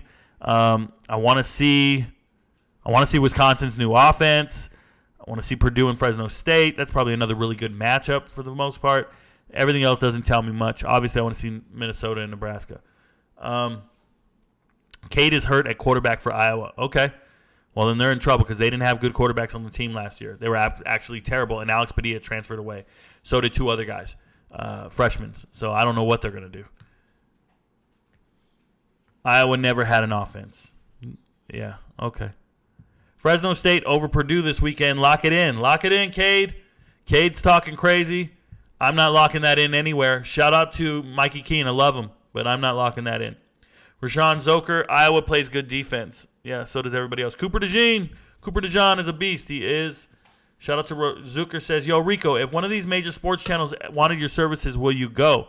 Zoker, I'd have to find out what the work schedule's like, what they're offering contract-wise, what's my role. Like, I'm just not one of these guys who's going to join just to join. I'm good. I love my life, brother. I love my life, and I love the freedom. Freedom of expression, I love it. But you never know. If they can pay me more than TikTok, good luck. If they come in, I'll let you guys know now. If they're offering over $10,000 a month, I will listen. If it's less than $10,000, they cannot move me. I'm letting you know. And if it's $10,000, that doesn't move me. It's got to be more. I'm just being real. Back to OSU. Notre Dame, Maryland pop as their air attacks. This could push the secondary. Are you as high as others on Little Tua? No, you aren't high on Aller at Penn State. Yeah, I like Little Tua. Does OSU's running back have 3 NFL running backs? Love them. So Tyler McNamee, I think OSU has 3 NFL running backs. I think they have a really good running back room. Now, Henderson, you just wrote TH32, Trayvon Henderson. He is injury prone, but He's still a very skilled runner. He's got one cut that he can do. He's not a multi-cut runner. I like multi-cut running backs. Make more cuts than one. He doesn't do that. But still, I like their running back room. Willie Bobo says, I can't believe that the Cowboys picked up Trey Lance. You better believe it. It happened. AJ interviews, Lucas Giotto just got waived, and he was the biggest pickup for the Angels at the trade deadline. No way they keep Ohtani now. I don't know shit about baseball, bro. You said that guy just got waived. I thought it was an NFL cut. You're talking about baseball? I could pass Ohtani right now, and I would just look at him, and I might tell him I want shrimp fried rice. Like, I don't know. I wouldn't know him from the dude that works down the street at the hibachi. I wouldn't know. I'm not even being racist. What I'm saying is I don't know the guy. I could pass him right now. Don't know him. Only guys I know are my dudes at my local hibachi shop. They're cool as hell. Did you do your college football playoff prediction already? I don't predict that kind of stuff, RH. It's not my game. It's not my style. I'm not a fortune teller. I report what happens. I don't try to predict playoffs. You can't even tell me who's going to win a conference and whether or not they're going to be good enough to make the playoffs. I can say Clemson's going to win the ACC. That doesn't mean they're making the playoffs. That happened last year. Chat just jumped on me. Give me a second while I catch back up where I was. I apologize.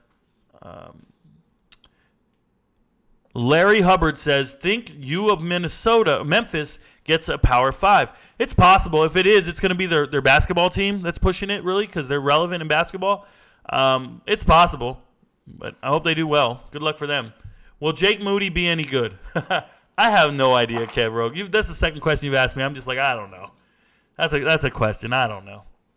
Adam Barrick says, Illinois' prediction. I think they have a rough year. I have Illinois losing this game against Toledo.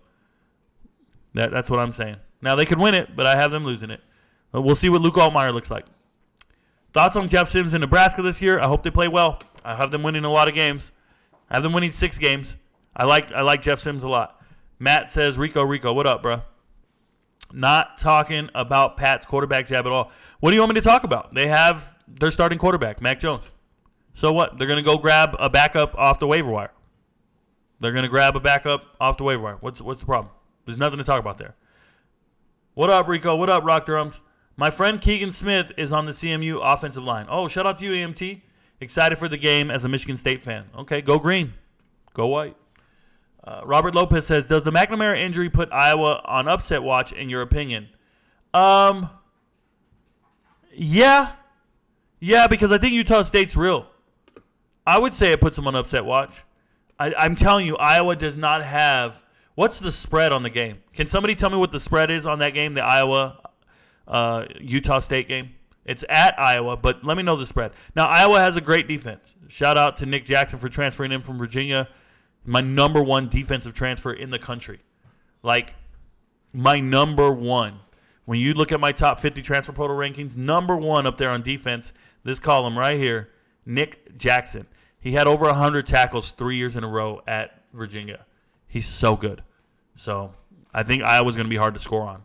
But if you can't score, somebody's got to score. Toledo is not beating Illinois, Kelvin Jackson says. Remember this, guys. Try to remember Kelvin Jackson's name so you can see him. Just remember Kelvin Jackson's name for all the wrong reasons. I am picking an upset. I can be wrong on an upset. I'm okay with that. But when I pick it, I put a lot of thought into it.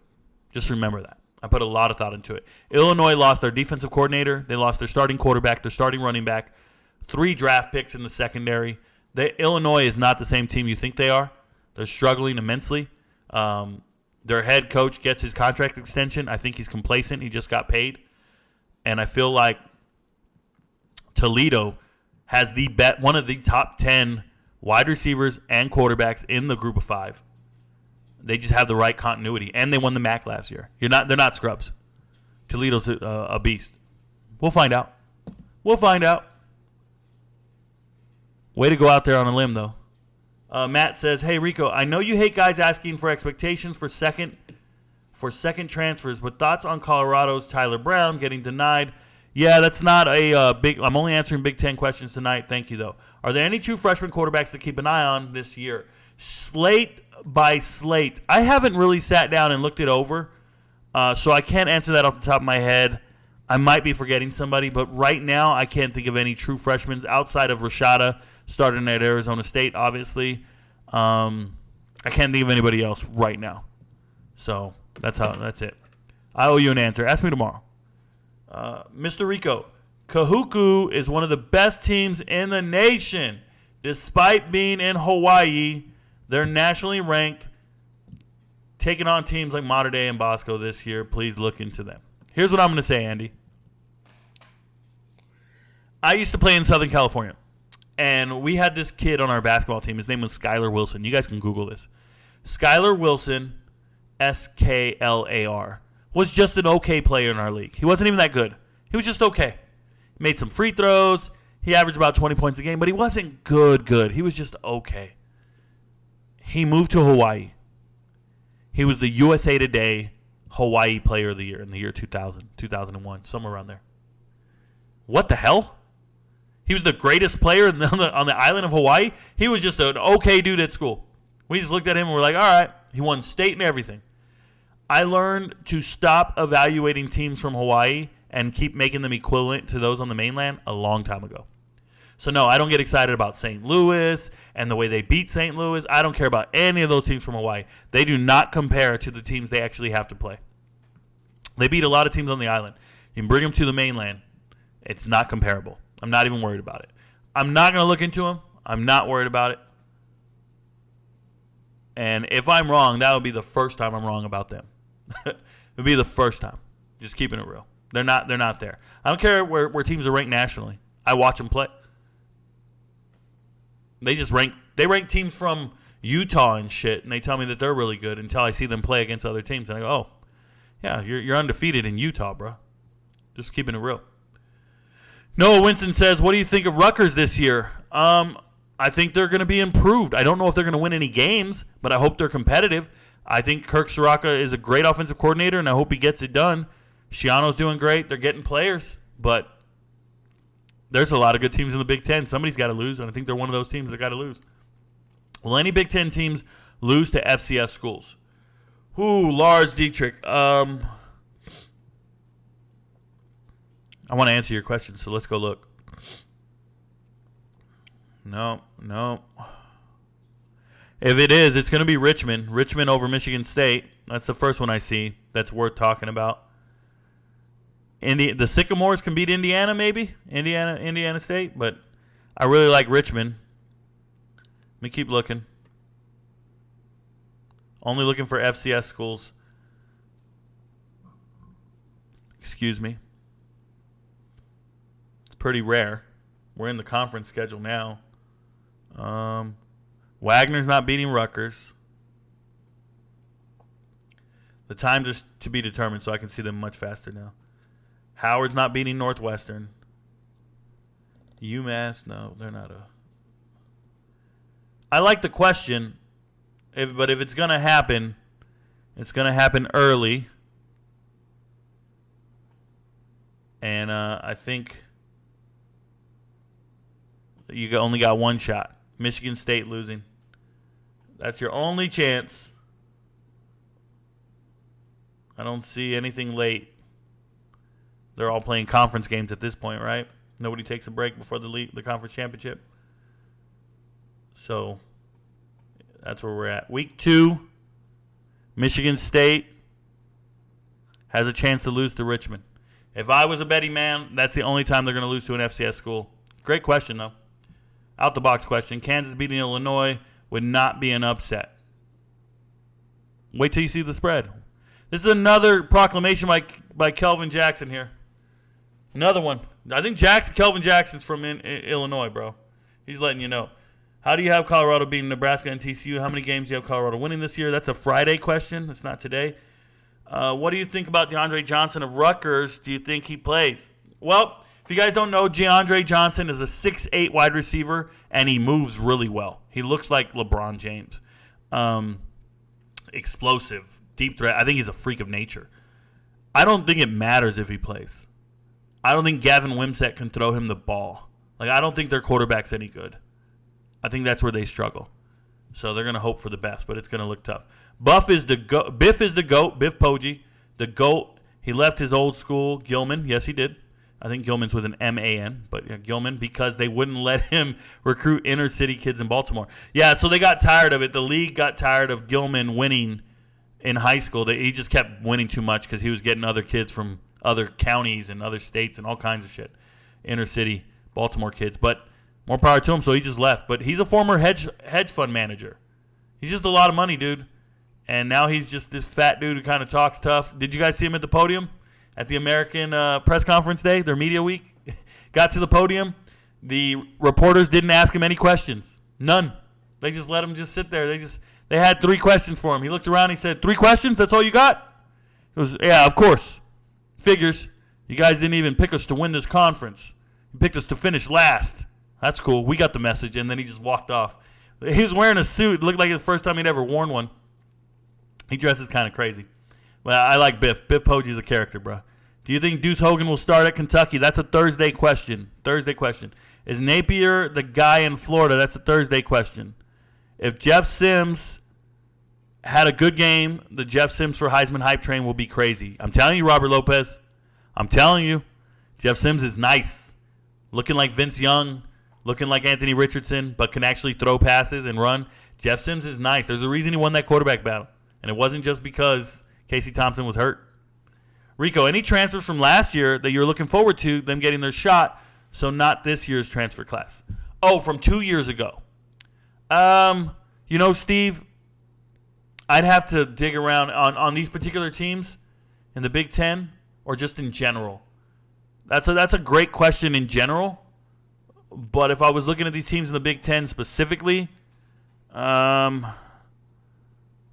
drawing a blank right now on all these teams from somebody who transferred from 2 years ago.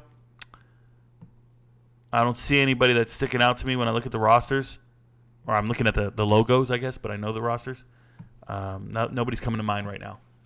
Great question. I owe you an answer.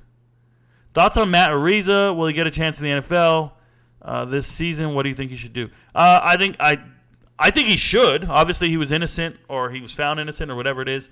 I think he might have to go the XFL route. Go in there and do something and hit some bombs. If you guys don't know, Matt Ariza is a former NFL punter. Got released and cut because he was accused of some sexual crimes. Turns out they dropped all the charges. He's quote-unquote innocent, and he should probably get a job somewhere. Facts, I was watching 4 games at once on Saturday on YouTube. Exactly, Evan. Channing Davis, watch all of them. Exactly. Watch all the games. Bailey Wirt, thoughts on Clifford winning quarterback number 2? I told everybody Sean Clifford will win every single quarterback battle because he's a beast. He beat Will Levis. He can beat him today. Draft this man. Don't do anything else. I told everybody. Sean Castillo says, sports aside for a second, thoughts on the recent Russ album? The recent Russ album for me is a little underwhelming. It's a little soft. I forgot what it was called. I have it playing every now and then. I listen to it. It's like a guy's name, right? Like Santiago? Something like that. It was okay. I like a lot of his music. It was okay. Nothing really made me want to hit repeat is what I'll say. Where do you rank Bucky Irving? I rank him in the Pac-12, and we don't talk Pac-12 until Friday, but thank you for asking. Tyler McNamee says, is the top 4 in the Big Ten the best top 4 of any conference? Not necessarily.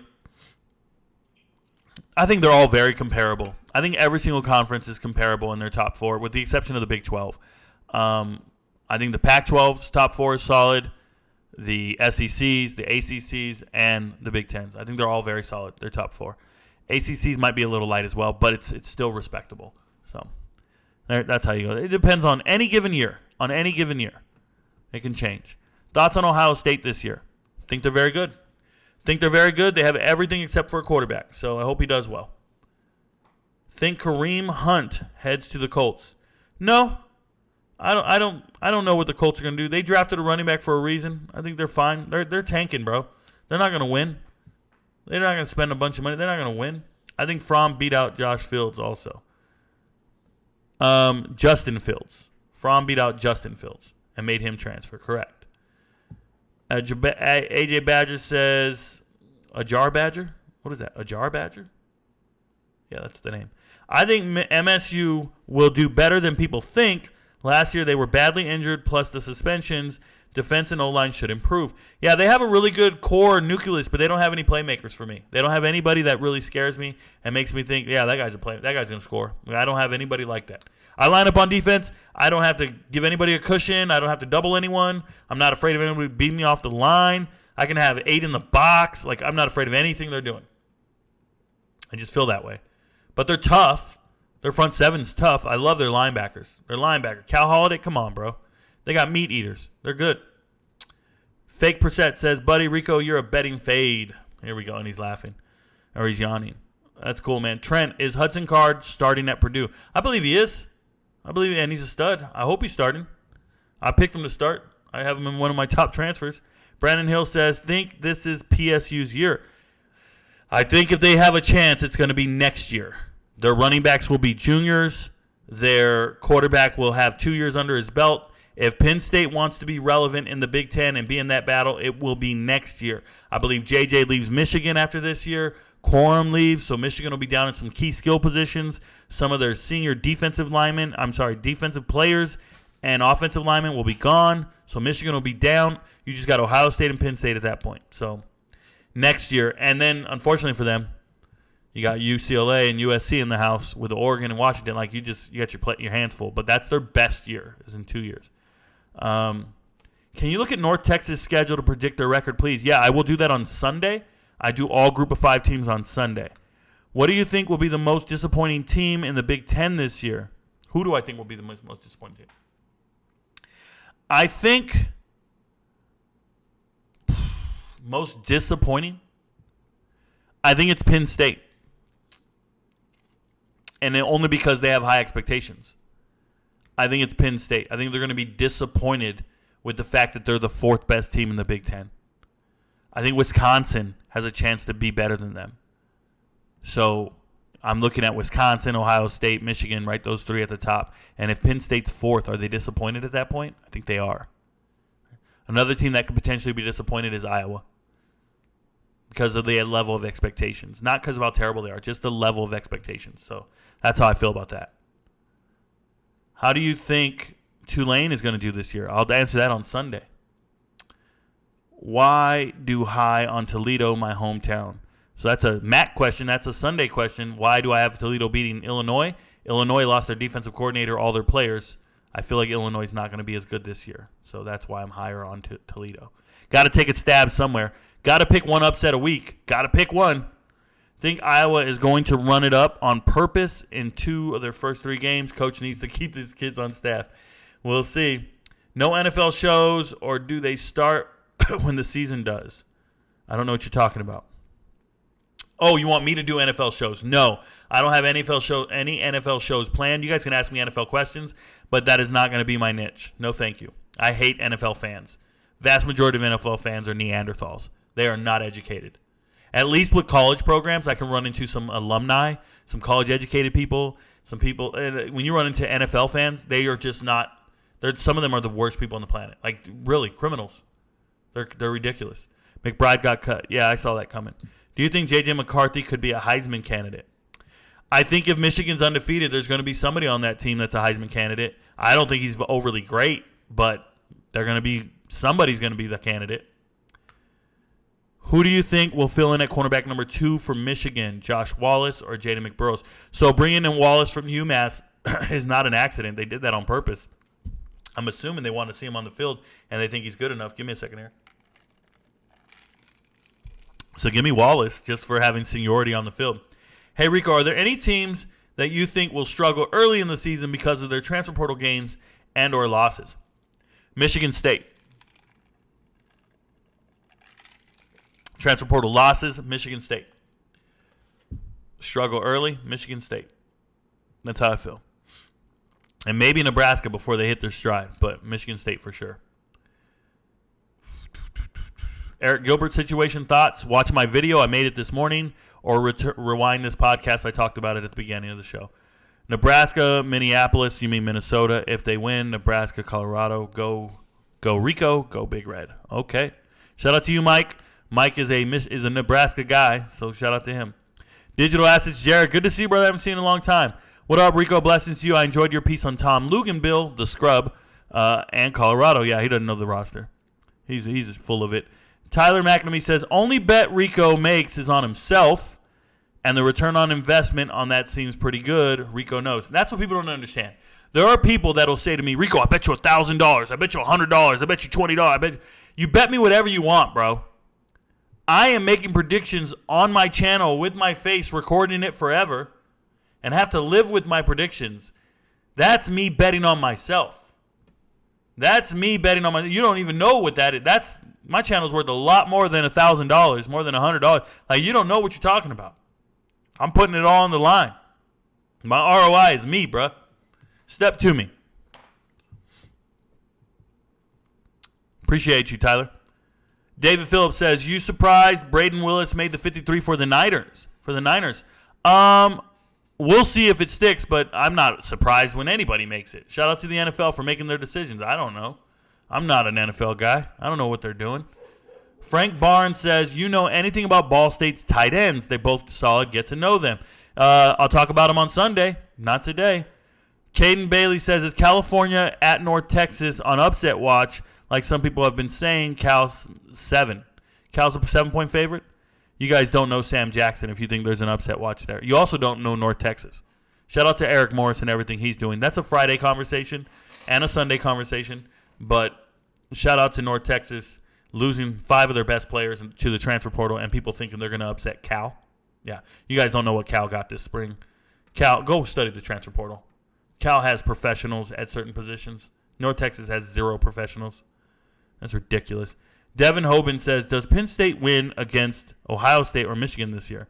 We'll know when they meet each other, and we'll know if they're healthy at that point. I cannot say anything right now because I don't know how healthy they're going to be when they run into each other. If I were to say, yeah, they're going to beat them, then you guys are going to be like, oh, look at Rico said that. No, bro, you're not clipping that shit. You're not doing me like that.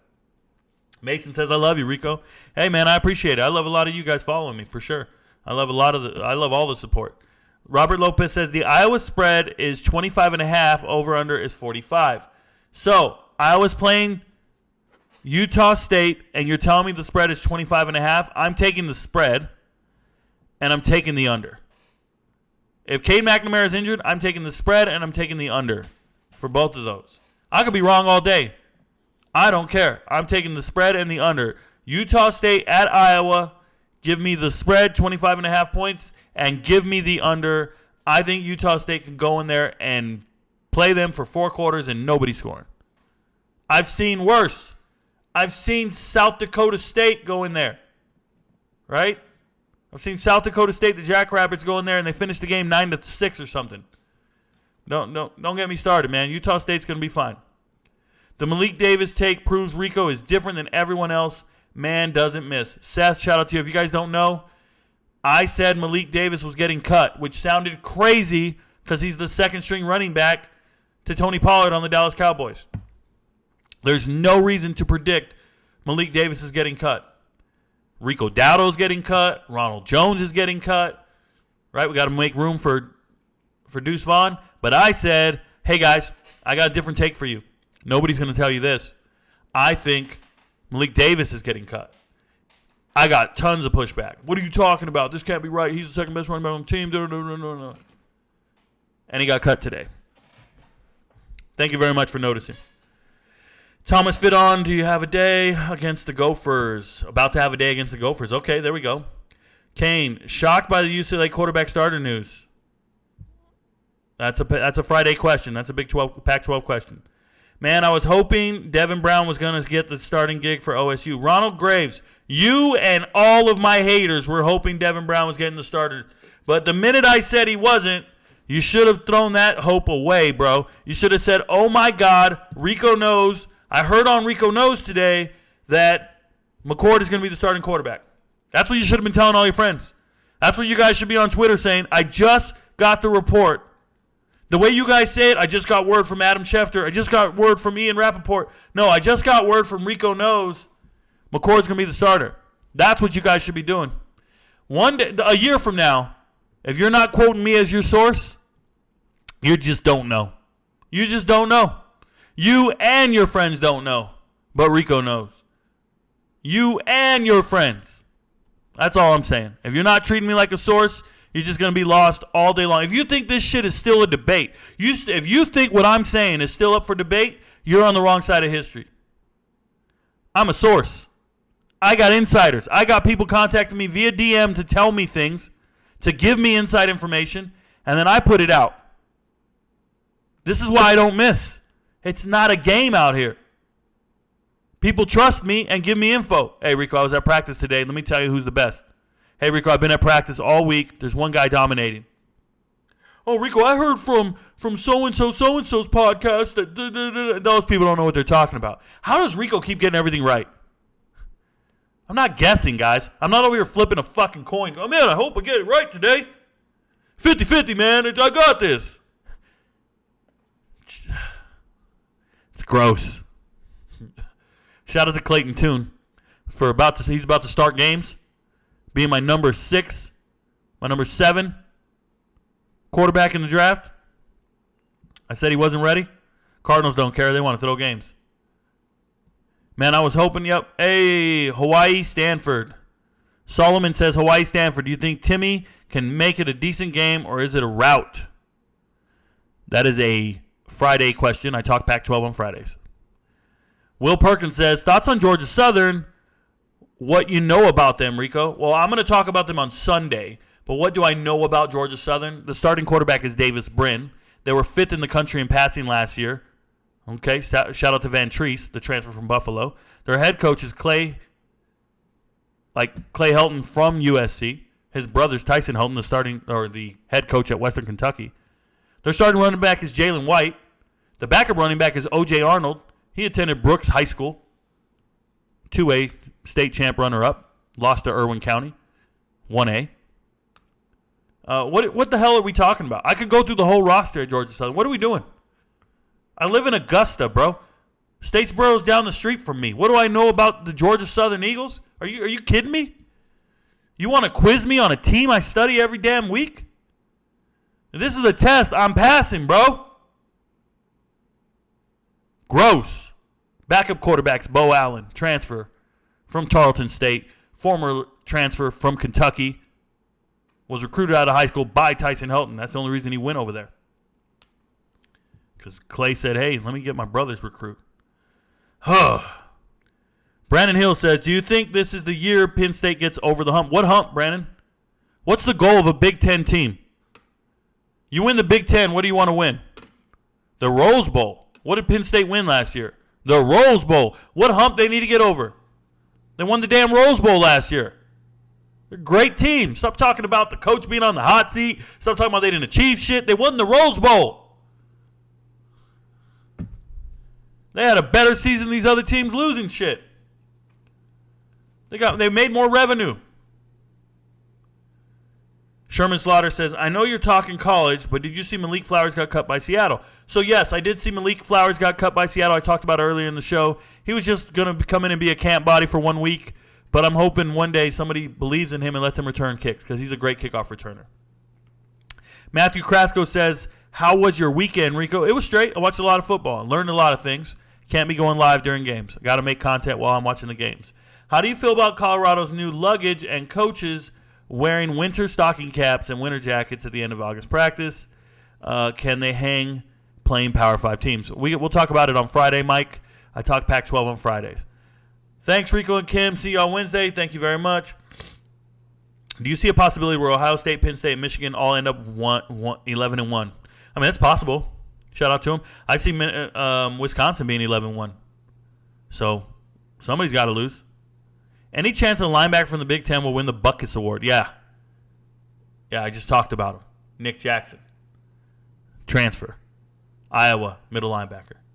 Thoughts on game day? Oh, and give me Michael Barrett. Peyton Cliff says, thoughts on game day's national championship predictions. I don't watch that shit. I don't care. I don't make national championship predictions. I don't care. Robert Lopez says, where do you think Jack Tuttle will start coaching next year? He's not ready to start coaching yet. I think he's got 2 more years. He's still a sophomore, I believe. A redshirt sophomore. Am I wrong? I thought he had 2 more years. It's Jebbia who's going to be coaching really, really soon. But LOL on that one. Favorite NFL team? I don't have a favorite team, man. Don't ask me about Georgia Southern. That's Sunday. Can you make a film review video on Vets Memorial running back Ohio State commit James Peoples? Send me a DM. I'll get to it eventually. There's a long line. Matthew Krasko thought, and when I say a long line, I mean like it's 700 people deep. So everybody needs to just chill. I'm making a video a night. I'm getting at least 2 or 3 done a day.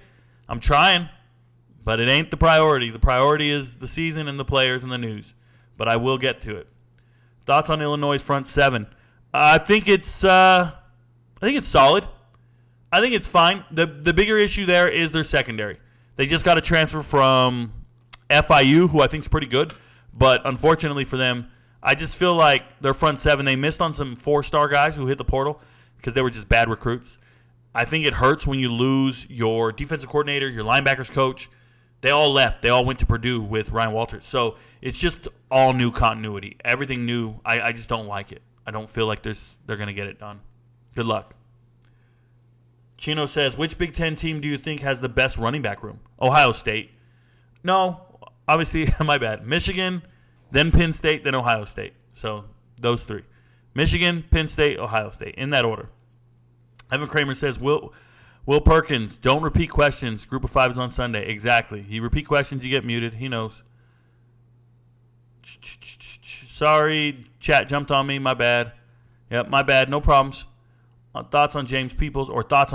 Yeah, eventually I'll make a video on it. I don't get too excited about recruits, commits. That stuff doesn't move me, man. They change their mind all the time. And then they even get to the school. They don't make the 2 deep and they transfer. I'll talk about them when they hit the transfer portal.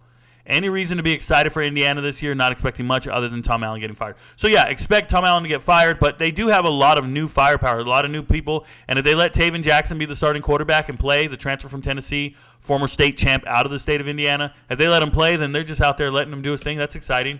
There's a local kid who's doing well, but, you know, where's he from? He's from Ben Davis High. So, shout out to them in Indiana, but I think it's going to be a long season. I think they're going to struggle. They got a cultural issue. They have a cultural issue. I hate to repeat myself.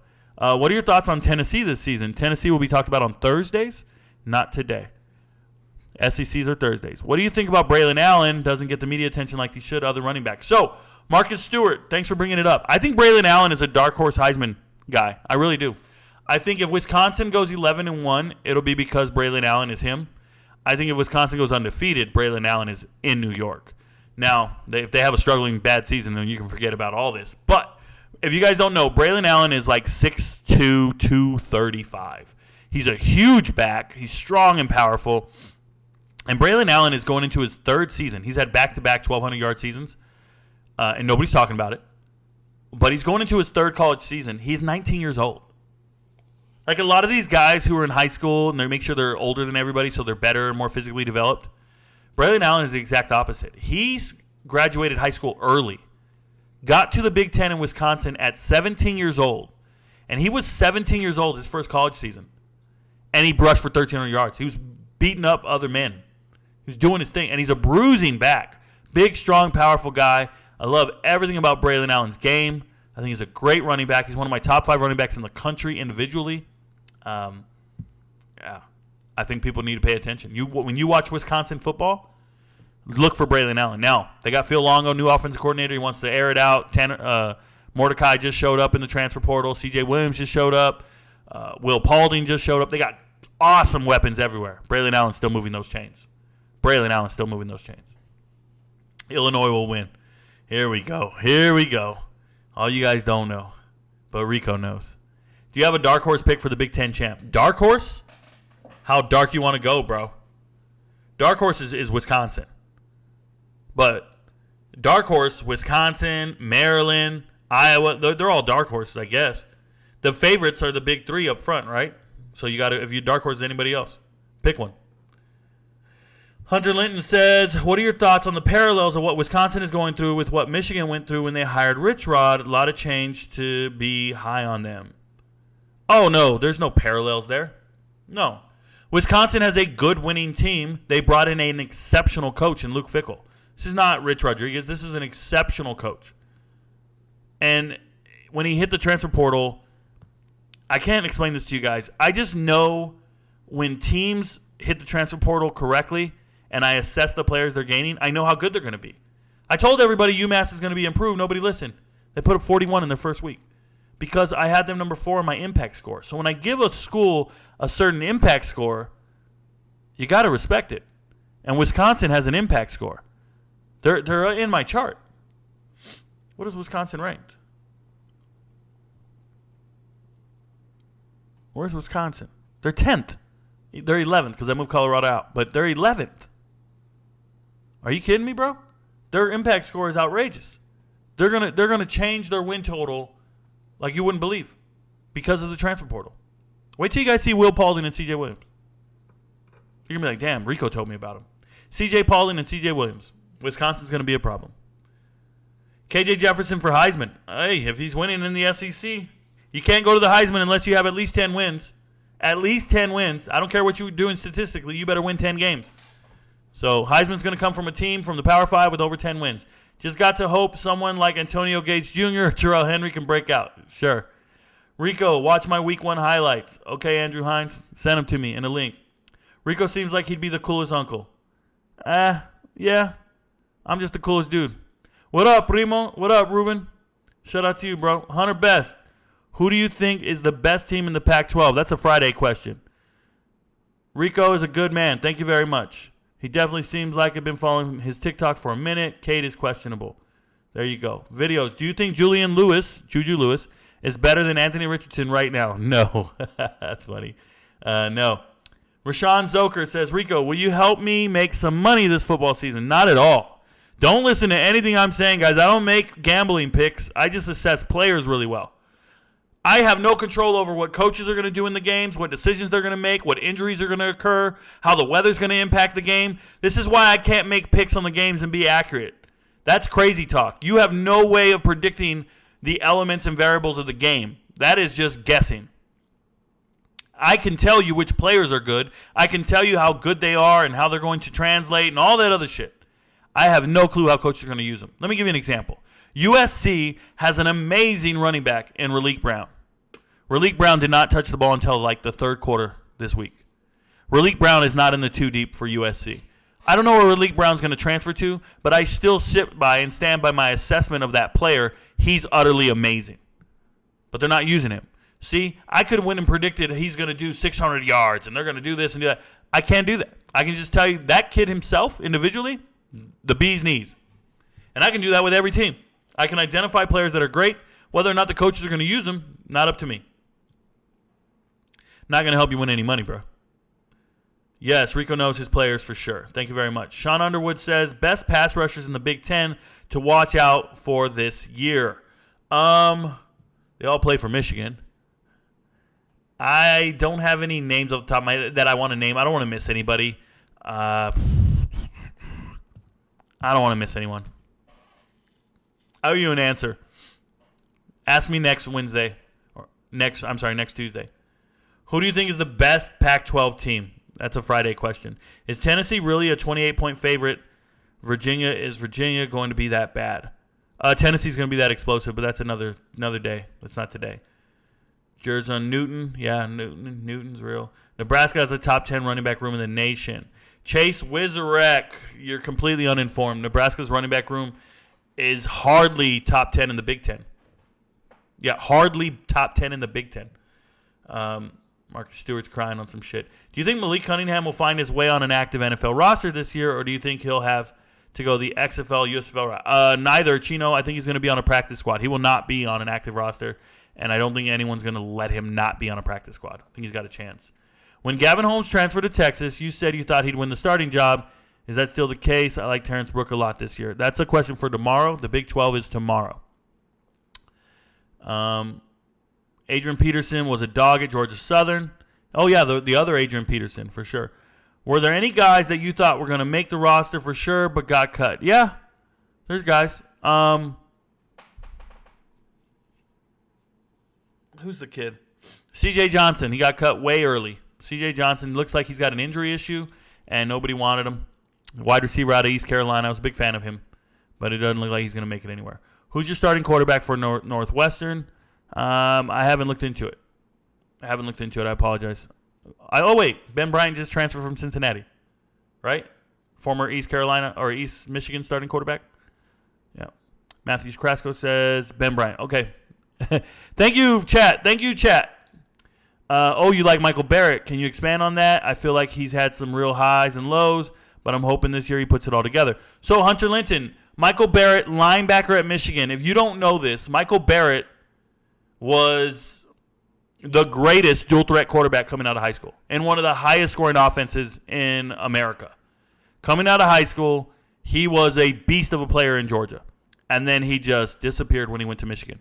I thought he was, they didn't start him. They let Eric Milton play and all this other stuff, but he moved to linebacker, and now he's a great linebacker. I love the kid. I think he's an amazing athlete. I love that he caught on as a linebacker. So cool with Michael Barrett. It doesn't hurt that he follows the channel, but I like Michael Barrett a lot. Based on offensive style, Ravens practice squad could be the best place for Malik Cunningham. Could be. How come Charlotte is predicted to be in the bottom of the conference? Really good transfer portal class and a lot of Power 5 guys. Yeah, that's a question for Sunday, not today. Tuttle said he transferred to Michigan to get into coaching. He's listed as a redshirt senior. Worst case, he got an MBA last year at Indiana. Okay, and he's a team captain from there. Cool. Congratulations, Robert. I didn't know that. Thank you. Nicholas Hammond says, with Jim and the offense coordinator out the first game at Michigan, do you think they'll just come out and just run the ball? Yeah, I don't think they need to do anything fancy. They'll run their offense, whatever they've been practicing. No big deal. Max Duggan shouldn't have been released. It happens. Always found it funny how Tom Allen is viewed as a cultural guy, yet Indiana lacks any type of culture whatsoever.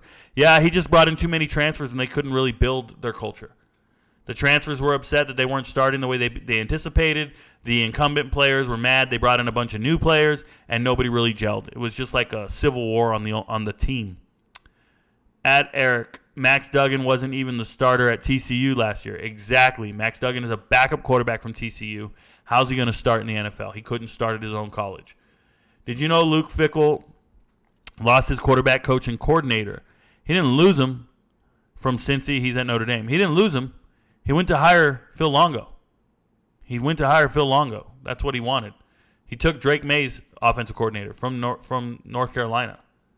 What's your top three? I don't know what you mean, Devin. If the Cowboys go 8-8, will the coach get fired? Dallas Cowboys? I have no clue.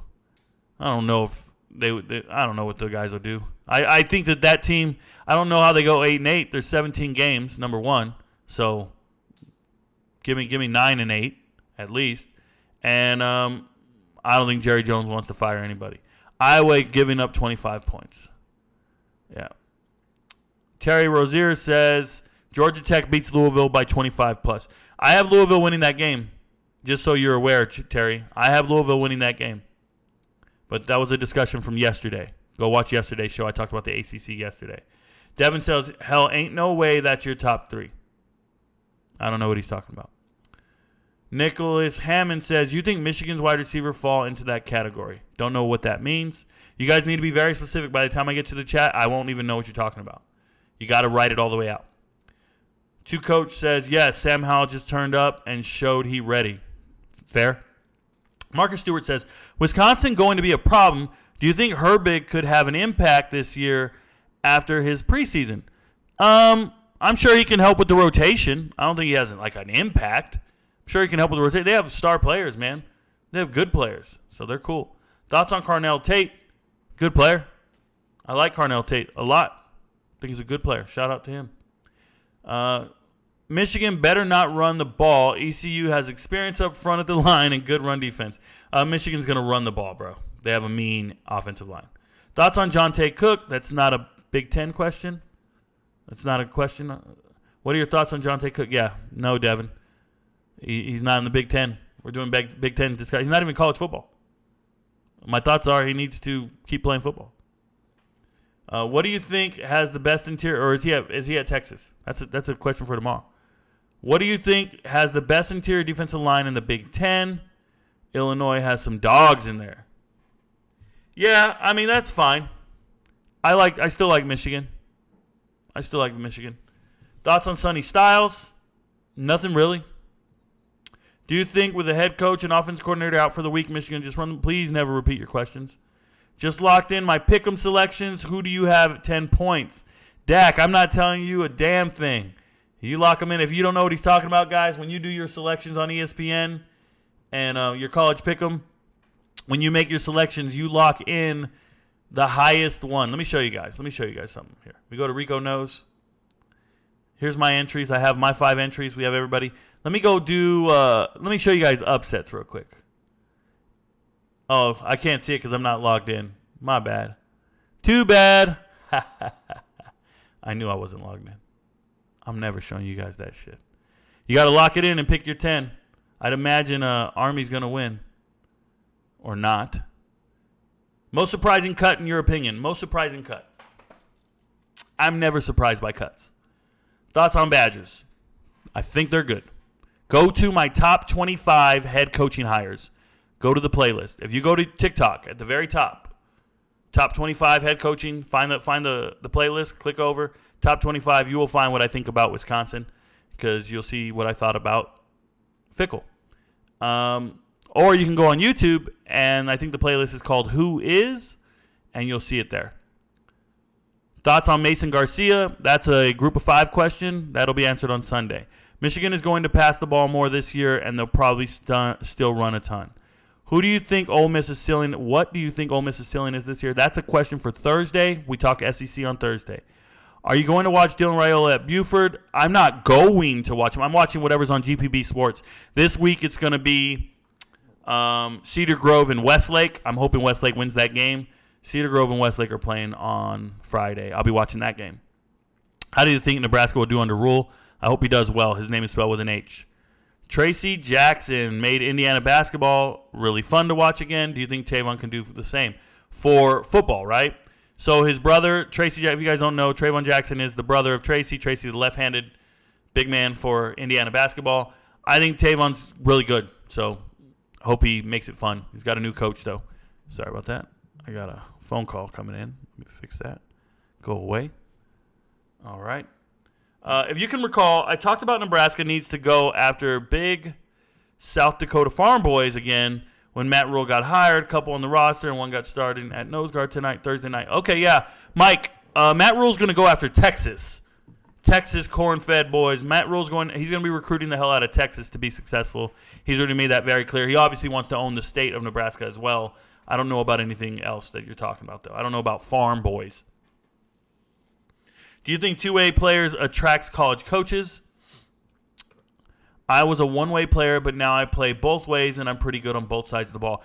Daniel McDermott, it really doesn't matter. When they're recruiting you, they're not recruiting you for both sides of the ball. They're recruiting you for one specific position, so it doesn't really matter. If your team needs you to play both ways, that's fine. What I have found when I review tape is the players that go both ways are tired, and they look sloppy at times, or they don't do well on their reps. Let me make an example. Let me give you an example.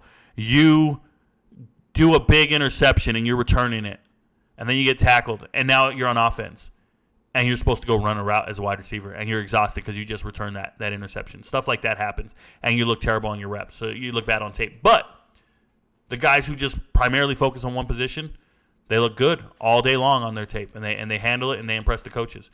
If you're an athlete, you're an athlete. Coach, I don't think your game film matters nearly as much as you guys think. I think going to camps and getting exposure and them knowing your names matters way more. They don't care if you rush for 1,700 yards. You can rush for 300 yards. They're going to want you if you went to a camp and they measured you and you tested out correctly. It's just ass backwards. I see so many kids get ignored, and they're 1,000-yard rushers, and they're winning all these games, and they're all conferences, and they get ignored. You know why? You never went to a camp. You got to go to a camp. The camp's more important than your game film. I was talking to a couple of parents, and he's like, well, we're going to ball out this year. And I'm like, that does not matter. Get to a camp. Get your picture on a website. You will then be found by universities. Go to universities. Go to their camps. Go to the websites of the colleges. Search the website. It's got it right there, the schedule and everything. When they're doing their camps, they do them every single spring, every single summer. Spring and summer, they hold their camps. Go to the camps. Make sure they know who you are. LSU, FSU, who you got? I got time for you today, Colin. Go to my podcast yesterday. Go to my live stream yesterday and watch it. I talked about the ACC all day yesterday. Thoughts on Zachariah Branch? That's a Friday discussion. Thoughts on Mason Graham, Kenneth Grant? Harbaugh called them gifts from God last year. I don't know anything about gifts from God, but good young men. Congratulations. What's your schedule for all college football talks? I already put it out many times. The schedule's put out on YouTube. Find the video. Schedule's put out on TikTok. Find the video. You guys will know it. Monday, ACC. Tuesday, Big 10. Big 12 on Wednesdays. Thursdays, SEC. Fridays, Pac-12. Saturdays, the games. Sundays, Group of 5. Do you think J.J. McCarthy is a legit NFL quarterback or a round one pick even? Played against him in high school, but I've heard some skepticism about him being legit quarterback at the next level. Yeah, Zuflu, all you guys do this shit. You guys read a mock draft, heard about it somewhere. None of that matters to me. I don't care about making predictions on who's a legit NFL quarterback. Play the season. I will assess you at the end of the season. Play the damn season. Might be a stupid question, but why the hell is Notre Dame not in the Big Ten? It would make the Big Ten even more interesting than it already is. Long answer there, Lando.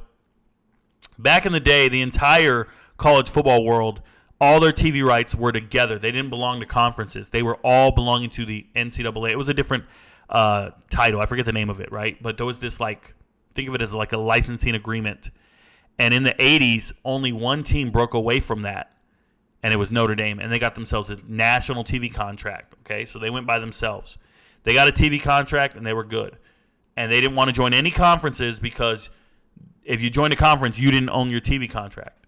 Then that little entity that used to run all the NCAA's TV contracts in the late 80s, they gave the power to all the conferences and said, okay, you guys can now view your own and sell your own conference games. At that point, they still didn't want to join anybody because they wanted to own their TV network. And if you notice, NBC doesn't show anybody else but them, and they've had their own thing. So now that was the selling point, and that's how Notre Dame became national powers. That's how they won national titles. All the kids, Rocket Ismail and Ricky Waters and all these guys, everybody wanted to go to Notre Dame because every single one of their games was televised. Nobody else, no other conference in America could guarantee that all your games would be televised.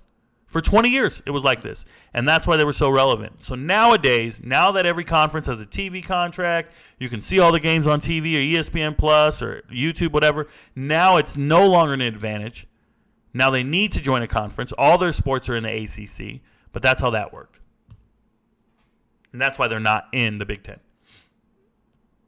Nebraska over Minnesota, you guys are asking. Go back, rewind the show, go watch it. Lando, I think they make more money being independent in football. It's TV contracts. What day do you talk SEC? Thursday, William? Thursday. Thank you. What is your South Carolina season records prediction? That's a Thursday question. Have you studied Gopher quarterback Ethan Kaliak-Manis? And if so, what are your thoughts? Think he can elevate them this year? I already talked about him earlier. I like him a lot. I watched him in the bowl game last year, and I've studied his huddle film. I think he's a good quarterback. I don't know. I think he can help them. He's going to help them. I don't know much elevation you're talking. At best, they're the fourth or fifth best team in the Big Ten. Shout out to them. But that's about where it caps. All right. Thank you guys for all your chat tonight. Good first talk on the Big Ten. It'll grow. You guys will come in with your questions. You guys will be prepared. Don't forget to join us on the Pick'em. Go to College Pick'em. I'm showing all the groups here. We are currently 1, 2, 3, 4, 5, 6, 7, 8, 9. We just passed Michigan. We are in 9th place. Thank you guys for joining us. We are 9th in the world. Rico Knows on College Pick'em. Come join the group. Try to beat me. ESPN's going to find out about us the hard way. We're going to be here. Rico Knows. We're doing this shit. We're here to take over the world, y'all. Thank you so much for being here. And remember, I do this for my father, y'all. Peace. I do this for my father, who I've only seen from time to time in my dreams. I do this for you. I do this for my mother, who's finally clean, no longer a fan. I do this for you. I do this for my sister, my wife and my kids, cause they part of the team. I do this for all the naysayers and haters who made me one of the greatest. I know it kills you inside, that's why I do this for you. I do this for my father, who I've only seen from time to time in my dreams. I do this for you. I do this for my mother, who's finally clean, no longer a fan. I do this for you. I do this for my sister, my wife and my kids, cause they part of the team. I do this for all the naysayers and haters who made me one of the greatest. I know it kills you inside, that's why I do this for you. I do this for the kids who sit a bit outside the mix, who maybe cope through humor just to fit in for a bit, who never let the world know when depression's setting in. To all of those who know you, that impression don't exist. And And it ain't counterfeit, it's just a way to counter it. I'm living things I dreamed about, I still encounter it. It ain't something that a cigarette or alcohol can fix, but all because of it, I flipped it quick, went on to write some hits. This a success, off another breath. This the first step in searching to be nothing less than be the best in what you do to prove the